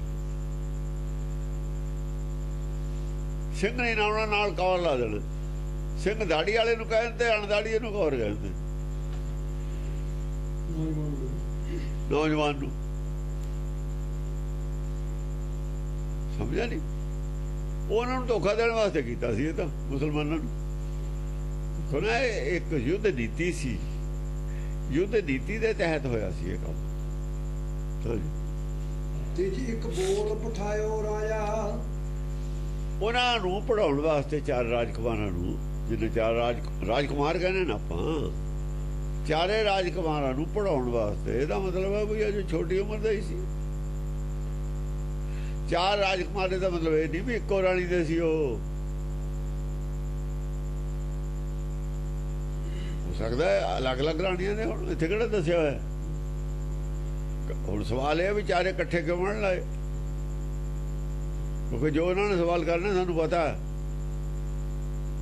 ਉਹਦਾ ਇਮੇਜਿਨ ਕਰਨ ਕਿ ਸਾਡੇ ਵਰਗੇ ਸੀ ਰਾਜਾ ਹੁੰਦਾ ਬਈ ਜੀ ਅੱਜ ਇੱਕ ਔਰਤ ਹੈ ਅੱਗੇ ਤਾਂ ਸਾਲ ਦਾ ਫਰਕ ਉਹਨਾਂ ਦਾ ਬੱਚਾ ਨਾ ਹੁਣ ਤਾਂ ਕਹਿੰਦੇ ਨੇ 5 ਸਾਲ ਦਾ ਰੱਖੋ ਹੁਣ ਉਹਨਾਂ ਨੇ ਹੁਣ ਖੜੇ ਨੇ ਪਿੱਛੇ ਨਹੀਂ ਦੇਖਣਾ ਉਹਨਾਂ ਨੇ ਵੀ 5 ਸਾਲ ਦਾ ਫਰਕ ਹੋਵੇ 15 ਸਾਲ ਦਾ ਤਾਂ ਫਰਕ ਹੋ ਗਿਆ ਪਿਛਲੇ ਬੁੱਢੇ ਦਾਰੇ ਦਾ ਕਿਵੇਂ ਇਕੱਠੇ ਪੜ੍ਹਨ ਲਾਤੇ ਆਹ ਸਵਾਲ ਕਰਨਗੇ ਕਿਉਂ ਅਕਲ ਜੋ ਹੋਈ ਜੀ ਉਹਨਾਂ ਕੋਲ ਜਿੰਨੀ ਕੋ ਉਹਨਾਂ ਕੋਲ ਅਕਲ ਹੈ ਸਾਨੂੰ ਪਤਾ ਜਿਹੜੇ ਦਾਣੇ ਉਹਨਾਂ ਕੋਲ ਨੇ ਨਾ ਸਾਨੂੰ ਪਤਾ ਉਹ ਤਾਂ ਲੱਪ 'ਚ ਪੈ ਜਾਣੇ ਨੇ ਭੁੰਨਣ ਵਾਲੇ ਦੇ ਭੁਨਾਉਣ ਜਾਣਗੇ ਸੋਹਾ ਦਾਣੇ ਤਾਂ ਉਹਨਾਂ ਨੇ ਜਿਹੜੇ ਉਹਦੀ ਲੱਪ 'ਚ ਪੈ ਜਾਣੇ ਨੇ ਥੱਲੇ ਤਾਂ ਕੋਈ ਡਿੱਗਣਾ ਹੀ ਨਹੀਂ ਘਰ ਨੂੰ ਕੀ ਲੈ ਕੇ ਆਉਣਗੇ ਘਰ ਨੂੰ ਤਾਂ ਉਹ ਲਿਆਊ ਜਿਹੜਾ ਲਿਜਾ ਕੇ ਝੋੜੀ ਉਹਦੇ ਸਿਰਦੂ ਲਵੀ ਪਾ ਲੈ ਤੂੰ ਆਪਣੀ ਲੱਪ ਉਹਦੀ ਕੜਾਹੀ ਵੀ ਭਰਜੂ ਉਹਦੀ ਲੱਪ ਵੀ ਭਰਜੂ ਕਹਿੰਦਾ ਭੁੰਨ ਹੁਣ ਉਹ ਕਹਿੰਦਾ ਕੜਾਹੀ ਤਾਂ ਹਿਲਦੀ ਹੀ ਨਹੀਂ ਮੈਂ ਤਾਂ ਕਈ ਵਾਰ ਚ ਭੁੰਨੂਗਾ ਲੱਪ ਕੋਈ ਲਊ ਚਾਹੇ ਗਿਆਨ ਇੰਨਾ ਸੜ ਦੇਵੇ ਉਹਦੇ ਉੱਤੇ ਉਹਦੀ ਕੜਾਹੀ ਛੋਟੀ ਹੋਵੇ ਗਿਆਨ ਜ਼ਿਆਦਾ ਹੋਵੇ ਫਿਰ ਪਤਾ ਲੱਗਦਾ ਇਹਨਾਂ ਕੋਲ ਹੈ ਕੀ ਵਿਚਾਰਿਆਂ ਕੋਲ ਭਾਖਿਆ ਆਦਿਕ ਵਿਆਹ ਕਰਨ ਪੜੇ ਜਿਨ ਕੀ ਪੜਾਇਆ ਭਾਸ਼ਾ ਪੜਾਈ ਫਿਰ ਵਿਆਕਰਨ ਪੜਾਈ ਵਿਆਕਰਨ ਕੀ ਹੈ ਉਹ ਵਿਆਕਰਨ ਜਿਹੜੇ ਇੱਕ ਲਫ਼ਜ਼ਾਂ ਨੂੰ ਅਸੀਂ ਵਿਚਾਰਦੇ ਹਾਂ ਵਿਦਿਆ ਵਿਚਾਰਨ ਵਾਸਤੇ ਵਿਆਕਰਨ ਚਾਹੀਦੀ ਹੈ ਵਿਆਕਰਨ ਵਿਦਿਆ ਵਿਚਾਰ ਇੱਥੇ ਵਿਆਕਰਨ ਆਇਆ ਵੇਦ ਨਹੀਂ ਆਇਆ ਨਾਲ ਭਾਖਿਆ ਆਦਿਕ ਵਿਆਹ ਕਰਨ ਪੜੇ ਜਿਨ ਉਹ ਜਦ ਵੇਦ ਪੜਾਂਗੇ ਫਿਰ ਵੇਦ ਵਿਆਕਰਨ ਲੱਗੂ ਹਾਲੇ ਭਾਖਿਆ ਭਾਸ਼ਾ ਪੜ੍ਹਦੇ ਨੇ ਸੰਸਾਰੀ ਭਾਸ਼ਾ ਜਿਹੜੀ ਲਿਖਾ ਪੜੀ ਚਿੱਠੀਆਂ ਪੌੜੀਆਂ ਨੇ ਚਿੱਠੀਆਂ ਪੜ੍ਹਨੀਆਂ ਨੇ ਕੱਲੀ ਵਿਆਕਰਨ ਹੋਊਗੀ ਇਹ ਚ ਵਿਆਕਰਨ ਆਊਗੀ ਹੁਣ ਅਸੀਂ ਪੁਰਖ ਨੂੰ ਵਿਚਾਰਦੇ ਹਾਂ ਪਹਿਲਾਂ ਇੱਕ ਪੁਰਖ ਲਫ਼ਜ਼ ਹੈ ਵਿਚਾਰਿਆ ਹੋਇਆ ਉਹਦੇ ਵਿੱਚ ਵੀ ਪੁਰਖ ਦਾ ਅਰਥ ਹੈ ਪੂਰਾ ਕਰਨ ਵਾਲਾ ਜਿਵੇਂ ਆਪਾਂ ਇਹ ਵਿਚਾਰੇ ਨੇ ਪਿੱਛੇ ਨੌ ਇਹਨਾਂ ਤੇ ਇਹ ਕੀ ਹੈ ਵਿਆਕਰਨ ਵਿਚਾਰੇ ਨੇ ਨੌ ਇਹ ਵਿਆਕਰਨ ਲਫ਼ਜ਼ ਕਿਵੇਂ ਬਣਿਆ ਦੋ ਲਫ਼ਜ਼ਾਂ ਤੋਂ ਜੁੜ ਕੇ ਬਣਿਆ ਸੰਧੀ ਤੋਂ ਬਣਿਆ ਹੋਇਆ ਉਹਦਾ ਅਰਥ ਕੀ ਹੋ ਸਕਦਾ ਕੀ ਹੋਣਾ ਚਾਹੀਦਾ ਸਮਝਿਆ ਨਹੀਂ ਜਿਨ੍ਹਾਂ ਨੇ ਆਪਣਾ ਨਾਮ ਨਾਥ ਰੱਖਿਆ ਕਿਉਂ ਰੱਖਿਆ ਨਾਥ ਨਾਂ ਰੱਖਿਆ ਕਿਉਂ ਰੱਖਿਆ ਨਾਥ ਤਾਂ ਸਾਡੇ ਉੱਤੇ ਆ ਜਿਹਦੇ ਹੱਥ 'ਚ ਨੱਥ ਹੁੰਦੀ ਆ ਉਹ ਨਾਥ ਹੁੰਦਾ ਯਾਨੀ ਲੋਕਾਂ ਦੇ ਅਸੀਂ ਗੁਰੂ ਆ ਲੋਕ ਸਾਡੇ ਵਸ ਵਿੱਚ ਨੇ ਇਸ ਕਰਕੇ ਅਸੀਂ ਨਾਥ ਹਾਂ ਪਰ ਗੁਰਬਾਣੀ ਨੇ ਲਫ਼ਜ਼ ਬਦਲਿਆ ਆਪ ਨਾਥ ਨਾਥੀ ਸਭ ਨਾਥ ਆਦਮੀ ਨਹੀਂ ਹੋ ਸਕਦਾ ਨਾਥ ਅੰਦਰ ਬੈਠਣ ਵਾਲਾ ਅੰਤਰਾਤਮਾ ਨਾਥ ਹੈ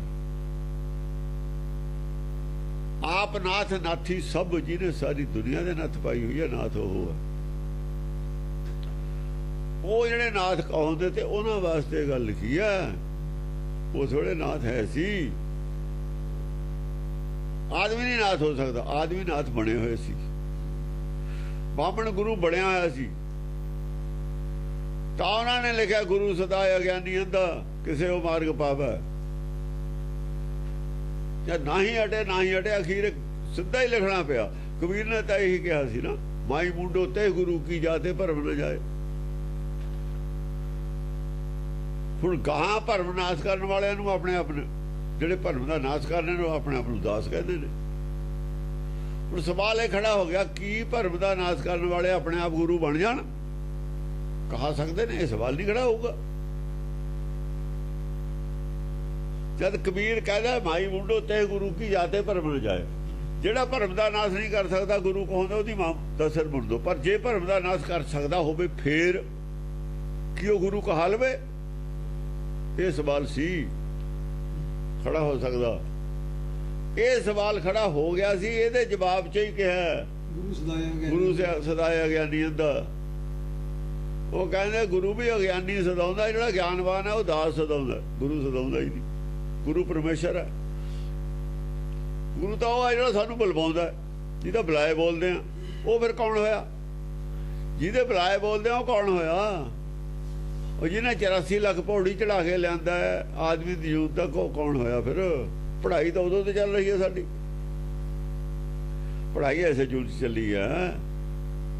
ਪਿਛਲੀਆਂ ਜਿਹੜੀਆਂ ਪੌੜੀਆਂ ਚੜਾਈਆਂ ਨੇ ਉਹ ਕਿਹਨੇ ਚੜਾਈਆਂ ਨੇ? ਕਿਹਦੀ ਉਂਗਲੀ ਫੜ ਕੇ ਚੜੇ ਆ? ਉਹ ਗੁਰੂ ਆ। ਆਦਮੀ ਨਹੀਂ ਗੁਰੂ ਬਣ ਸਕਦਾ।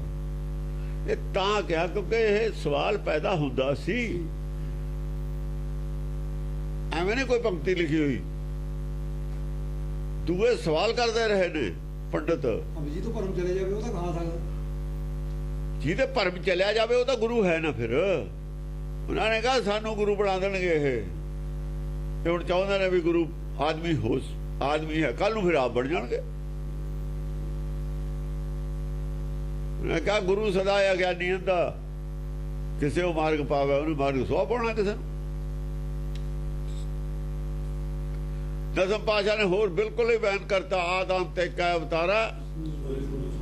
ਇੱਥੇ ਵੀ ਕਮੀ ਰਹਿ ਗਈ ਸੀ ਇਹ ਪੰਕਤੀ 'ਚ, ਗੁਰੂ ਸਦਾ ਅਗਿਆਨੀ ਅੰਧਾ। ਸਵਾਲ ਫਿਰ ਗੁਰੂ ਕੌਣ ਹੈ? ਸਵਾਲ ਉੱਥੇ ਖੜਾ ਹੈ।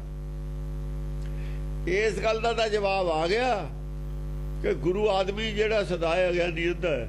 ਫਿਰ ਗੁਰੂ ਕੌਣ ਸਦਾਏ? ਇਹ ਸਵਾਲ ਤਾਂ ਫਿਰ ਖੜਾ।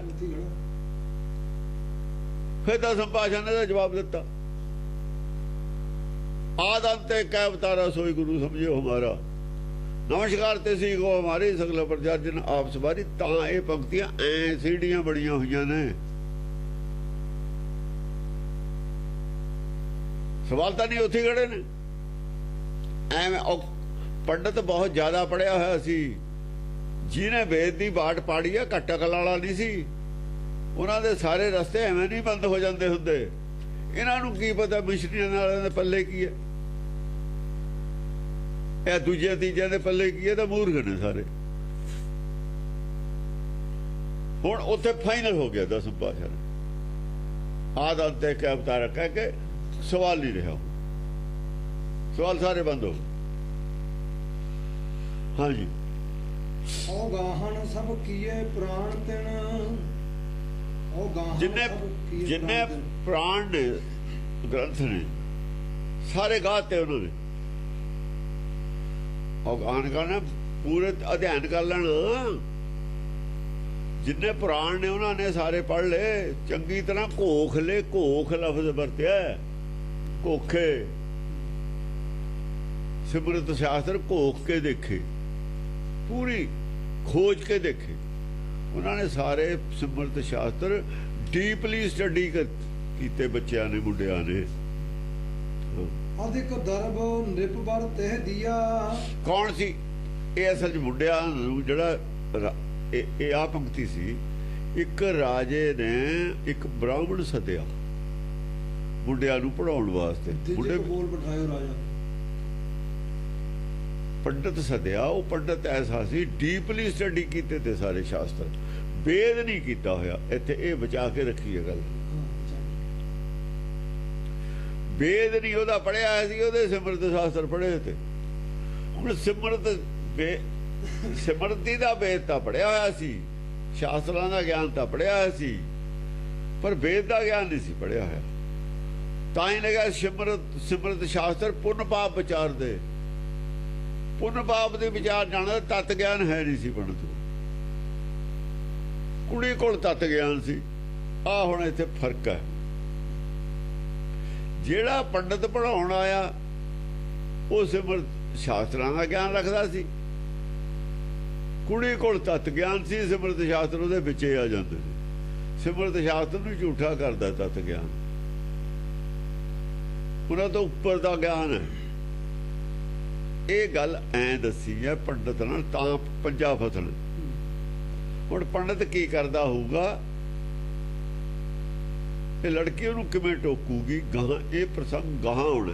ਲੇਕਿਨ ਇੱਥੇ ਤੱਕ ਪੰਡਤ ਬਾਰੇ ਦੱਸਿਆ, ਰਾਜੇ ਬਾਰੇ ਦੱਸਿਆ, ਰਾਣੀ ਬਾਰੇ ਦੱਸਿਆ, ਲੜਕੀ ਬਾਰੇ ਦੱਸਿਆ, ਲੜਕਿਆਂ ਬਾਰੇ ਦੱਸਿਆ, ਪੰਡਤ ਬਾਰੇ ਦੱਸਿਆ। ਇਹਨਾਂ ਦੇ ਵਿੱਚ ਕਹਾਣੀ ਚੱਲਣੀ ਹੈ। ਹੁਣ ਇਹਨਾਂ ਸਾਰਿਆਂ ਦੇ ਵਿੱਚੋਂ ਕਹਾਣੀ ਚੱਲਣੀ ਹੈ। ਅਧਿਕ ਦਰਬ ਨਿਰਭਰ ਤਹਿ ਦੀਆ। ਰਾਜੇ ਨੇ ਬਹੁਤ ਸਾਰਾ ਉਹਨੂੰ ਧਨ ਦਿੱਤਾ ਪੰਡਤ ਨੂੰ ਪੜਾਉਣ ਵਾਸਤੇ, ਬੱਚਿਆਂ ਨੂੰ। ਵਿਵਦ ਵਿਧਾਨ ਕਰ ਆਦਰ ਕੀਆ। ਵਿਧੀ ਵਿਧਾਨ ਜਿਵੇਂ ਹੁੰਦਾ ਉਸ ਤਰੀਕੇ ਨਾਲ ਬੱਚਿਆਂ ਨੂੰ ਉਹਦੇ ਸਮਰਪਣ ਕੀਤਾ, ਵੀ ਚੇਲੇ ਬਣਾਏ। ਜਿਵੇਂ ਹੁੰਦਾ ਨਾ ਆਪਾਂ ਹੁਣ ਸਕੂਲਾਂ ਜਾ ਕੇ ਨਾਮ ਵਗੈਰਾ ਲਿਖਾਉਂਦੇ ਆ, ਜਿਵੇਂ ਉਹ ਜਦ ਗੁਰੂ ਧਾਰਨ ਕਰ ਦਿੱਤੇ, ਜੋ ਉਹਨਾਂ ਦੀ ਵਿਧੀ ਸੀ, ਵਿਧੀ ਵਿਧਾਨ ਸੀ ਬਣੇ ਹੋਏ, ਜੋ ਵਿਦਿਆ ਦੇਣ ਲੱਗਦੇ ਨੇ, ਉਹ ਸਾਰਾ ਕਰ ਲਿਆ। ਉਹਦੇ ਅਨੁਸਾਰ ਬੱਚਿਆਂ ਨੂੰ ਕਿਹਾ ਵੀ ਹੁਣ ਤੁਸੀਂ ਪੜਾਓ ਜੀ। ਅੱਜ ਸੁਤਾ ਸਹਿਤ ਸੌਂਪੇ ਸੁਤ ਤੇਹ ਘਰ। ਨਾਲੇ ਲੜਕੀ ਤੇ ਨਾਲੇ ਲੜਕੇ, ਵੀ ਸਾਰਿਆਂ ਨੂੰ ਇਕੱਠੀਓ ਵਿਦਿਆ ਪੜ੍ਹਾ ਦੋ। ਸ਼ਾਸਤਰ ਦੇ ਜੋ ਵੀ ਸ਼ਾਸਤਰ ਨੇ, ਗ੍ਰੰਥ ਨੇ। ਸੁਤਾ ਲੜਕੀ, ਸੌਂਪੇ ਸੁਤ ਤੇਹ ਸੁਤ ਲੜਕੇ ਔਰ ਲੜਕੀ, ਸਾਰਿਆਂ ਨੂੰ ਵੀ ਭਾਈ ਤੂੰ ਪੜ੍ਹਾ। ਕਛੂ ਵਿਦਿਆ ਦਿਜ ਦੇਹੋ ਕਿਰਪਾ ਕਰ। ਉਹਨੂੰ ਸੰਭਾਲ ਤੇ ਔਰ ਉਹਨੂੰ ਕਿਹਾ ਵੀ ਭਾਈ ਪੰਡਤ ਜੀ ਨੂੰ ਵੀ ਇਹਨਾਂ ਨੂੰ ਵੀ ਕੁਛ ਵਿਦਿਆ ਤੇ, ਇਹਨਾਂ ਨੇ ਰਾਜ ਕਰਨਾ, ਕੁਛ ਵਿਦਿਆ। ਇਹਨਾਂ ਨੇ ਕਿਹੜਾ ਬਾਹਮਣ ਬਣਨਾ, ਇਹਨਾਂ ਨੇ ਕਿਹੜਾ ਗਾਹ ਵਿਦਿਆ ਪੜਾਉਣੀ ਹੈ। ਇਹਨਾਂ ਨੂੰ ਜਿੰਨੀ ਵਿਦਿਆ ਚਾਹੀਦੀ ਹੈ, ਕੁਛ ਕਛੂ ਲਿਖਿਆ, ਕਛੂ ਵਿਦਿਆ ਦਿਜ ਦੇਹੋ ਕਿਰਪਾ। ਇਹਨਾਂ ਨੇ ਕਿਹੜਾ ਗਾਹ ਪੜਾਉਣ ਲੱਗਣਾ, ਪੰਡਤਾਈ ਕਰਨੀ ਹੈ। ਇਹਨਾਂ ਨੂੰ ਇਹਨਾਂ ਦੇ ਮਤਲਬ ਦੀ ਵਿਦਿਆ ਕੁਛ ਜਿਹੜੀ ਚਾਹੀਦੀ ਹੈ। ਕਛੂ ਲਫ਼ਜ਼ ਤਾਂ ਵਰਤਿਆ ਹੋਇਆ ਕਿ ਜੋ ਰਾਜ ਕਰਨ ਵਾਸਤੇ ਵਿਦਿਆ ਸਾਨੂੰ ਚਾਹੀਦੀ ਹੈ, ਉਹ ਵਿਦਿਆ ਇਹਨਾਂ ਨੂੰ ਦੇ। ਜਬ ਤੇ ਤਹਿ ਪੜਵੇ ਕਹਿ ਆਵੇਂ। ਕਿੰਨੀ ਬੋਝ ਕੇ ਗੱਲ ਕਹੀ ਹੋਈ ਹੈ ਕਵਿਤਾ। ਐ ਥੋੜੀ ਜਿਹਾ ਜਿਵੇਂ ਕਵੀ ਤੁਰ, ਜਿਵੇਂ ਗੁਰਦਾਸ ਦੀਆਂ 12 ਨੇ ਅਲਪਟਲ ਮਾਰਿਆ ਹੋਇਆ, ਉਹ ਗੱਲਾਂ ਥੋੜੀ ਨੇ ਇੱਥੇ। ਉਹਦੇ ਤਾਂ ਅਨੇਕਾਂ ਖਾਮੀਆਂ ਨੇ, ਕਵਿਤਾ 'ਚ ਅਨੇਕਾਂ ਖਾਮੀਆਂ ਨੇ, ਪੈਰ ਤੇ ਕਮੀ ਹੈ। ਉਸ ਬੰਦੇ ਨੂੰ ਤਾਂ ਪਤਾ ਹੀ ਨਹੀਂ ਮੈਂ ਲਿਖ ਕੀ ਰਿਹਾ। ਅਲਪਟਲੀਆਂ ਮਾ ਕਿਤੇ ਕੁਛ ਲਿਖਿਆ, ਕਿਤੇ ਕੁਛ ਲਿਖਿਆ, ਕਿਤੇ ਕੁਛ ਲਿਖਿਆ, ਕਿਤੇ ਕੁਛ ਲਿਖਿਆ। ਜਬ ਤੇ ਤਹਿ ਪੜਵੇ ਕਹਿ ਆਵੇਂ, ਆਪਣੋ ਵਿਪ ਕਹਿ ਸੀਸ ਝੁਕਾਵੇਂ। ਜਦੋਂ ਵੀ ਉਹ ਬੱਚੇ ਪੜ੍ਹਨ ਆਉਂਦੇ ਸੀ ਪੰਡਤ ਕੋਲ, ਕਿ ਪੰਡਤ ਨੂੰ ਅਲੱਗ ਕਮਰਾ ਦਿੱਤਾ, ਹੁਣ ਅਲੱਗ ਉਹਨੂੰ ਦਿੱਤਾ, ਹੁਣ ਉਹ ਪੋਰਸ਼ਨ ਰਹਿਣ ਵਾਸਤੇ। ਬ੍ਰਾਹਮਣ ਆਪਣੀ ਰੋਟੀ ਪਾਣੀ ਆਪੇ ਪਕਾ ਕੇ ਖਾਂਦੇ ਹੁੰਦੇ ਸੀ। ਜਾਂ ਫਿਰ ਕੋਈ ਬ੍ਰਾਹਮਣਾਂ ਦਾ ਹੀ ਹੋਰ ਕੋਈ ਬੱਚਾ ਹੋਵੇ, ਬ੍ਰਾਹਮਣ ਦੂਏ ਦੇ ਹੱਥ ਦੀ ਨਹੀਂ ਸੀ ਖਾਂਦੇ। ਆਪਣੋ ਵਿਪ ਕਹਿ ਸੀਸ ਝੁਕਾਵੇਂ, ਉਹਨੂੰ ਆਪਣਾ ਗੁਰੂ ਮੰਨ ਕੇ ਨਮਸਕਾਰ ਕਰਦੇ ਸੀ। ਜਦ ਬੱਚੇ ਆਉਂਦੇ ਸੀ ਪੜ੍ਹਨ ਵਾਸਤੇ, ਉਹਦੇ ਆਦਰ ਕਰਕੇ ਜਾਨੀ ਉਹਨੂੰ ਸੀਸ ਵੀ ਝੁਕਾਉਂਦੇ ਸੀ।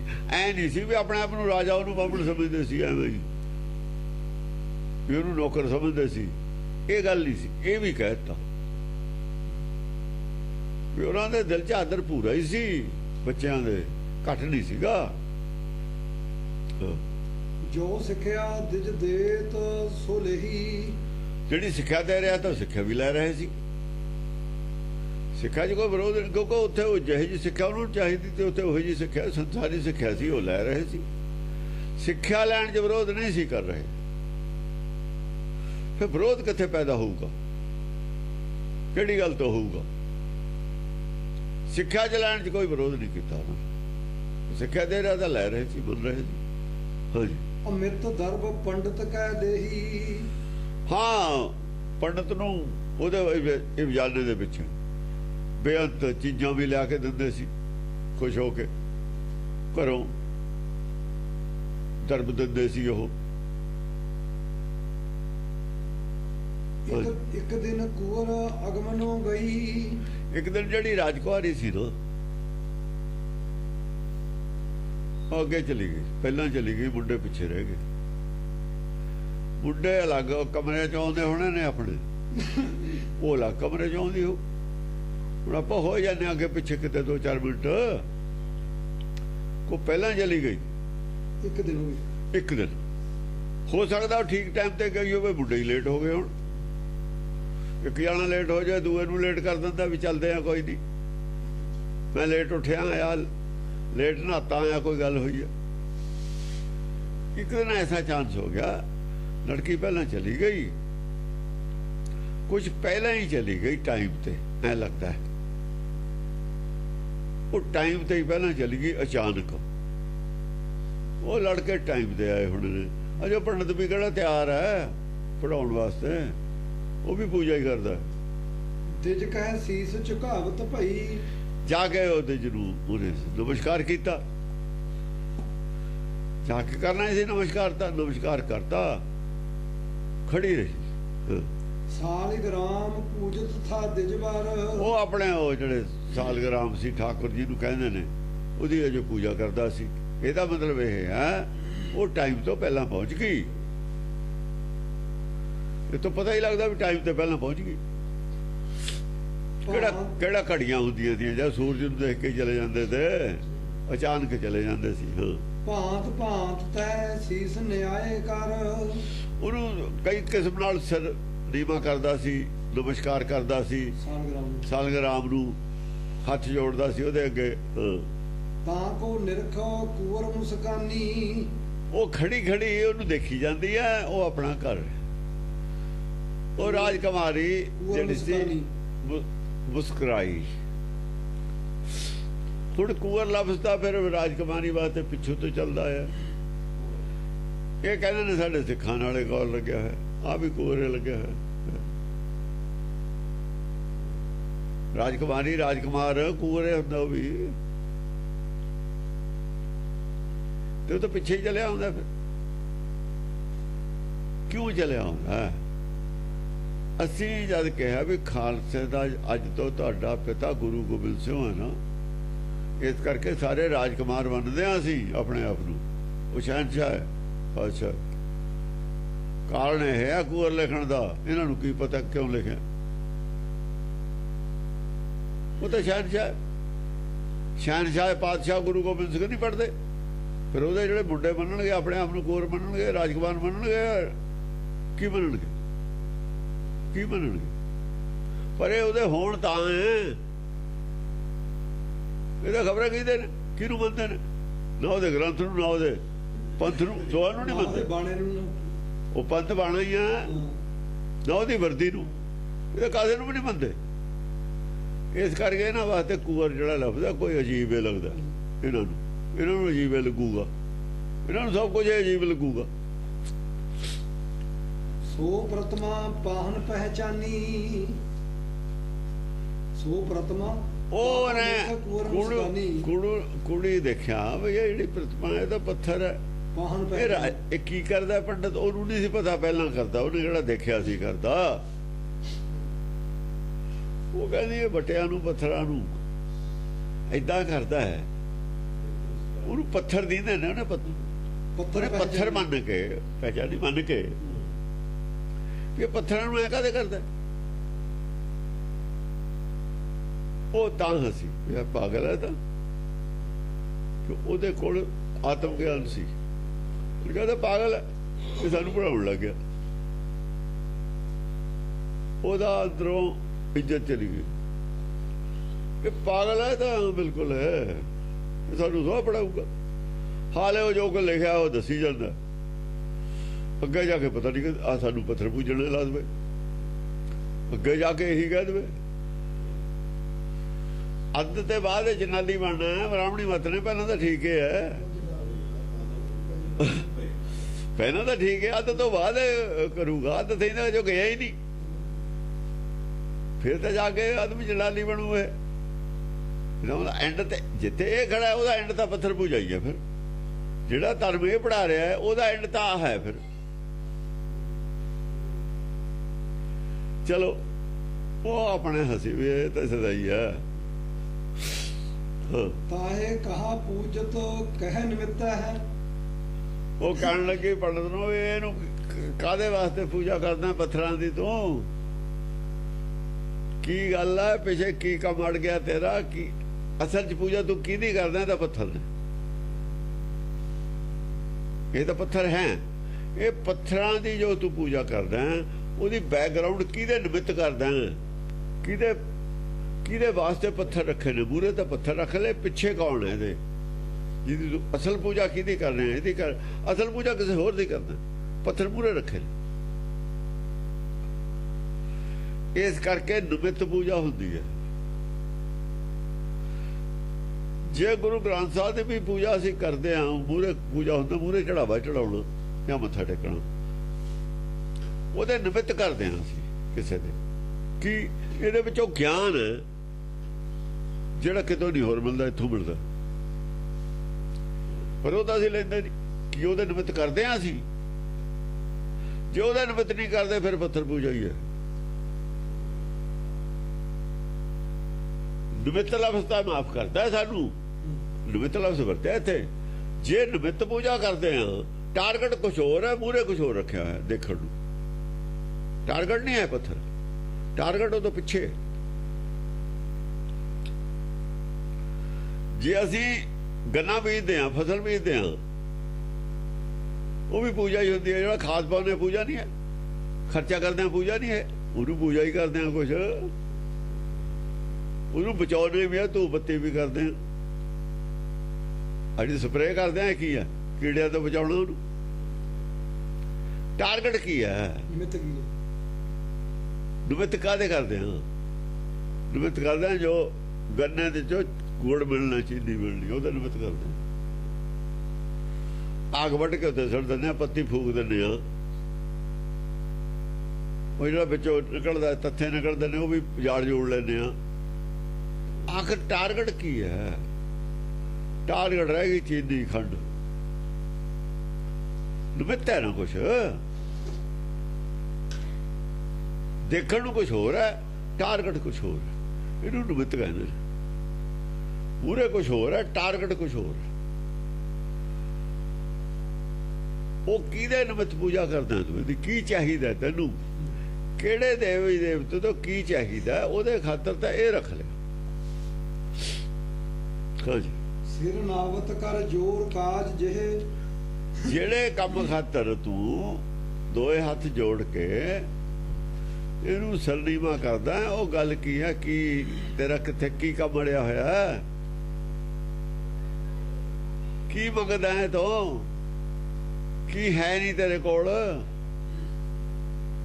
ਅਸੀਂ ਤਾਂ ਇਹਨੂੰ ਗੁਰੂ ਬਣਾ ਲਿਆ। ਇਹਦਾ ਮਤਲਬ ਇਹ ਵੀ ਕੋਈ ਜਿਹੜੀ ਪੂਜਾ ਪਾਜਾ ਕਰਦਾ ਇਹ ਵੀ ਕੋਈ ਮੰਗਦਾ ਜੋ ਇਹਦੇ ਕੋਲ ਹੈ ਨਹੀਂ ਕੁਛ।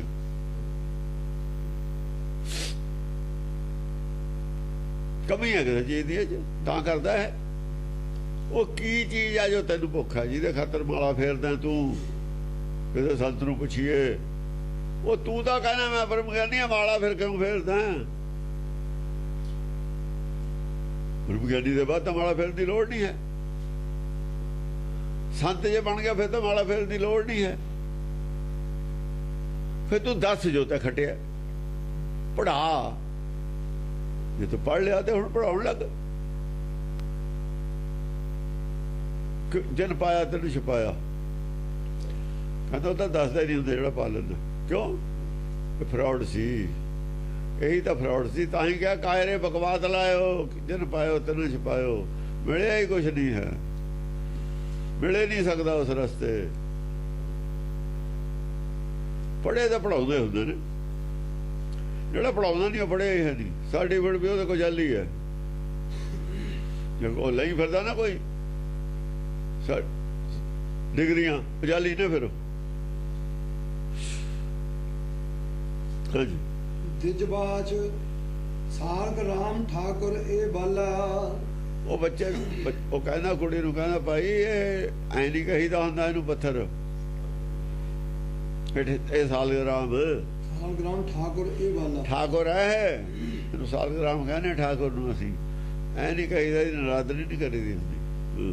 ਪੂਜਤ ਜਿਨ੍ਹਾਂ ਵੱਡੇ ਨਿਰਪਾਲਾ। ਬੜੇ ਬੜੇ ਰਾਜੇ ਦੀ ਪੂਜਾ ਕਰਦੇ ਨੇ ਸਾਰੇ, ਵੱਡੇ ਵੱਡੇ ਰਾਜੇ ਵੀ ਪੂਜਾ ਕਰਦੇ ਨੇ ਇਹਦੀ। ਉਹ ਚੱਕੜੀ ਕਰਤੀ, ਰਾਜਿਆਂ ਕੋਲ ਤਾਂ ਸਭ ਕੁਝ ਹੁੰਦਾ, ਫਿਰ ਕੀ ਮੰਗਦੇ ਨੇ ਰਾਜੇ? ਆਪਣੇ ਜਾਣੇ ਦਾ ਪ੍ਰੈਸ਼ਰ ਪਾਉਣ ਦੀ ਗੱਲ ਕਰੀ, ਸਵਾਲ ਹੋਰ ਖੜਾ ਹੋ ਜਾਂਦਾ। ਗਿਆਨਵਾਨ ਵਾਸਤੇ ਨਵਾਂ ਸਵਾਲ ਖੜਾ ਹੋ ਗਿਆ ਵੀ ਰਾਜਿਆਂ ਕੋਲ ਕਿਹੜੀ ਗੱਲ ਦੀ ਭੁੱਖ ਹੈ? ਫਿਰ ਰਾਜੇ ਕੀ ਮੰਗਦੇ ਨੇ? ਹੋਰੇ ਤੇ ਕੀ ਹੈ ਨਹੀਂ ਰਾਜਿਆਂ ਕੋਲ? ਤੈਂ ਅਗਿਆਨ ਇਹ ਕਹਾਂ ਪਛਾਨੈ। ਤੈਂ ਅਗਿਆਨਤਾ ਦੇ ਵਿੱਚ ਅਗਿਆਨਤਾ ਕਰਕੇ ਤਾਂ ਇਹਨਾਂ ਨੂੰ ਪਛਾਣਿਆ ਨਹੀਂ ਕੀ ਤੇਰੇ ਅੰਦਰ ਗਿਆਨ ਹੈ ਨਹੀਂ। ਗਿਆਨ ਆਪ ਨੂੰ ਨਹੀਂ ਹੈ, ਕਹਿੰਦਾ ਉਹਨੂੰ ਨਹੀਂ ਹੈ।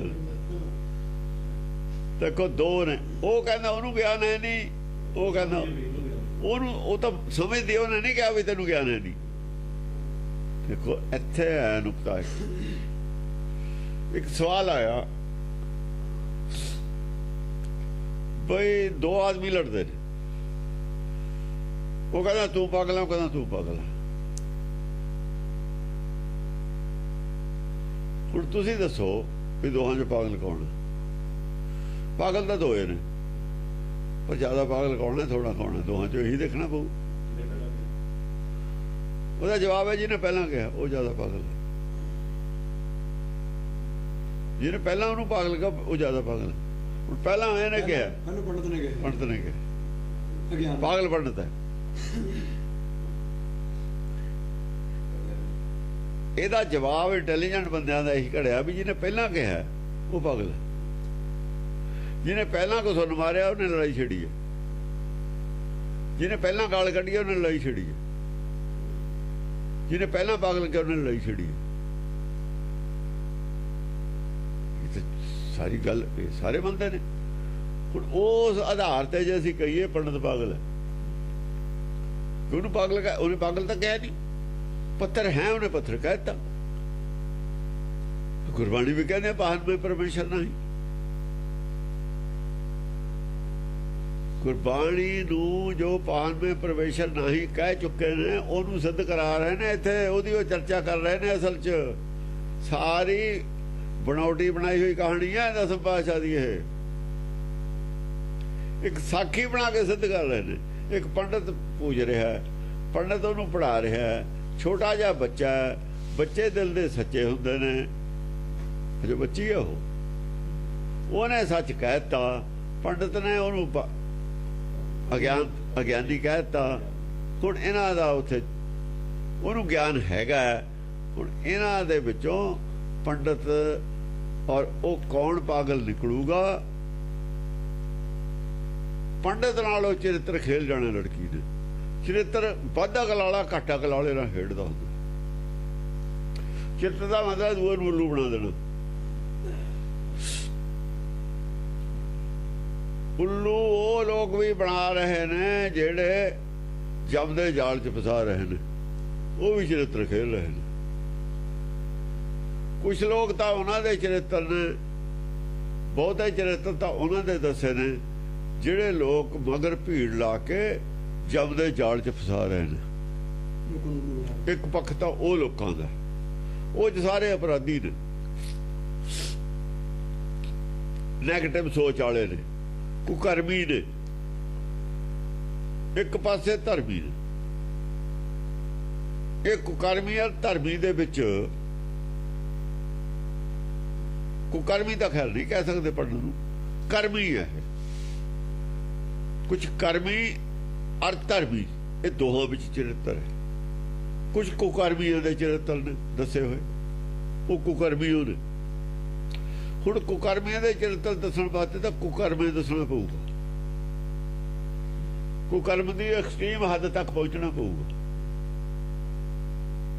ਕੁਕਰਮ ਦੱਸਦੇ ਕੁਕਰਮ ਦੀ ਐਕਸਟ੍ਰੀਮ ਤੱਕ ਪਹੁੰਚਣਾ ਪਊਗਾ। ਜਾਂ ਕੁਕਰਮ ਦੀ ਐਕਸਟ੍ਰੀਮ ਤੱਕ ਪਹੁੰਚੋਗੇ ਤਾਂ ਉਹ 2-4 ਲਾਈਨਾਂ ਲਿਖਣੀਆਂ ਪੈਣੀਆਂ। ਅਸ਼ਲੀਲ ਜਿਹਨੂੰ ਰੌਲਾ ਪਾਉਂਦੇ ਜਿਹਨੂੰ ਅਸ਼ਲੀਲ ਰੌਲਾ ਹੱਦ ਤੱਕ ਜਾਂ ਪਹੁੰਚੋਗੇ 402 ਚਰਿੱਤਰ ਜਦ ਆਊਗਾ ਤੇ ਫਿਰ ਤਾਂ ਹੱਦ ਤੱਕ ਪਹੁੰਚ ਗਏ ਨਾ, ਫਿਰ ਤਾਂ 2 ਹੀ ਰਹਿ ਗਏ, ਬਾਕੀ 4 ਨੇ। ਉੱਥੇ ਜਾ ਕੇ ਲਕੀਰ ਨੂੰ ਪੈਰ ਲੱਗੂਗਾ ਹੀ ਲੱਗੂਗਾ, ਕਿਉਂ ਨਹੀਂ ਉਹ ਹੱਦ ਰਹਿ ਜਾਂਦੀ। ਉੱਥੇ ਜਾ ਕੇ ਹੱਦ ਨੂੰ ਪੈਰ ਲਾਉਣਾ ਹੀ ਪਊਗਾ, ਹੱਥ ਲਾਉਣਾ ਹੀ ਪਊਗਾ। ਇਹ ਕੀ ਜਾਣਨ ਵੀ ਕੋ ਕਰਮ ਕਰਮ ਸੁਧਰਮ ਸੁਕਰਮ ਸੁਕਰਮ ਕਰਮ ਅਕਰਮ ਅਕਰਮ ਕਹਿ ਲੋ, ਅਕਰਮ ਜਾਂ ਦੂ ਕਰਮ ਕਹਿ ਲੋ, ਇਹ ਕੋ ਕਰਮ ਕਹਿ ਲੋ। ਕੋ ਕਰਮ ਕਰਮ ਸੁਕਰਮ ਤਿੰਨਾਂ ਦੇ ਚਰਿੱਤਰ ਨੇ। ਪੰਡਤ ਕੋ ਕਰਮ ਹੀ ਨਹੀਂ ਹੈ, ਕਰਮ ਹੀ ਹੈ। ਕਰਮ ਹੀ ਆਵੇ ਕਪੜਾ, ਜਿਹੜਾ ਕਰਮ ਕਾਂਡ ਦੇ ਵਿੱਚ ਉਲਝਿਆ ਹੋਇਆ ਉਹ ਅਗਲਾ ਜਨਮ ਨੂੰ ਮਿਲਣਾ ਹੀ ਮਿਲਣਾ। ਕਰਮ ਹੀ ਆਵੇ ਕਪੜਾ, ਕਪੜਾ ਸਰੀਰ ਦਾ ਉਹਨੂੰ ਦੂਆ ਮਿਲੂਗਾ ਹੀ ਮਿਲੂਗਾ, ਦੂਆ ਚੋਲਾ ਮਿਲੂਗਾ। ਨਦਰੀ ਮੋਖ ਦੁਆਰ, ਜਿਹੜਾ ਮੁਕਤੀ ਮਿਲਣੀ ਹੈ ਉਹ ਕਰਮ ਨਾਲ ਨਹੀਂ ਮਿਲਣੀ, ਉਹ ਮਿਲਣੀ ਹੈ ਕਿਰਪਾ ਨਾਲ। ਕਿਰਪਾ ਹਾਸਲ ਕਿਵੇਂ ਕਰਨੀ ਹੈ? ਕਿਰਪਾ ਹਾਸਲ ਕਰਨੋਂ ਮੁਕਤੀ ਮਿਲ ਜੂਗੀ। ਕਰਮ ਹੀ ਹੈ, ਕੁਕਰਮ ਹੀ ਨਹੀਂ ਹੈ। ਇਹ ਕਰਮੀ ਔਰ ਸੁਕਰਮੀ ਦੇ ਵਿਚਾਲੇ ਚਰਿੱਤਰ, ਇਸ ਤਰੀਕੇ ਨਾਲ ਚਰਿੱਤਰਾਂ ਦੀ ਵੰਡ ਹੈ। ਵਿਦਵਾਨ ਸਾਡੇ ਜਿਹੜੇ ਹੱਕ ਜਿਹੜੇ ਉਹਨਾਂ ਨੂੰ ਇਹਨਾਂ ਗੱਲਾਂ ਦਾ ਗਿਆਨ ਨਹੀਂ ਹੈਗਾ, ਉਹ ਵੀ ਵਿਦਵਾਨ ਨੇ ਵਿਚਾਰੇ, ਕੋਸ਼ਿਸ਼ ਕਰਦੇ ਨੇ ਆਪਣੀ ਜਿੰਨੀ ਬੁੱਧੀ ਹੈ ਉਹਨਾਂ ਦੀ ਲਿਆਉਣ ਦੀ ਗੱਲ, ਪਰ ਉਹਨਾਂ ਦੀ ਗੱਲ ਬਣ ਨਹੀਂ ਰਹੀ।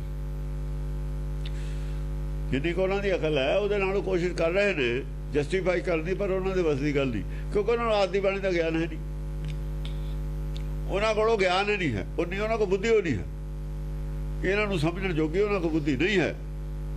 ਆਦਿ ਬਾਣੀ ਨਾਲ ਜ਼ਿਆਦਾ ਬੁੱਧੀ ਚਾਹੀਦੀ ਹੈ ਇੱਥੇ।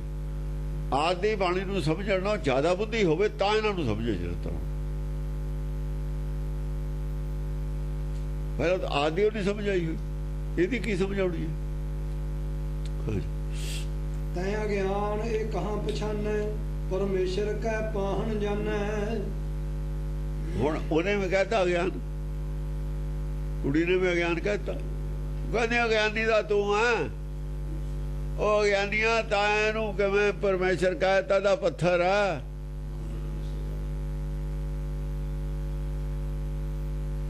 ਨਾ ਹਾਂ ਉਹ ਪੰਡਤ ਕਹਿ ਰਿਹਾ, ਤੂੰ ਇਹਨੂੰ ਅਗਿਆਨਤਾ ਦੇ ਵਿੱਚ ਪੱਥਰ ਕਿਵੇਂ ਕਹਿਤਾ ਦਾ ਪਰਮੇਸ਼ਰ ਦਾ। ਪੱਥਰ ਨੂੰ ਪਰਮੇਸ਼ਰ ਮੰਨੀ ਬੈਠਾ, ਪਰਮੇਸ਼ਰ ਕੈ ਪਾਹਣ ਜਾਣੈ। ਤੈਂ ਪਰਮੇਸ਼ਰ ਨੂੰ ਪਾਹਨ ਕਿਵੇਂ ਮੰਨ ਲਿਆ? ਇਸੇ ਪਾਹਨ ਮੈਂ ਪਰਮੇਸ਼ਰ ਨਹੀਂ, ਦਸਮ ਪਾਤਸ਼ਾਹ ਇਸੇ ਭਗਤੀ ਨੂੰ ਕਹਿ ਰਹੇ ਨੇ।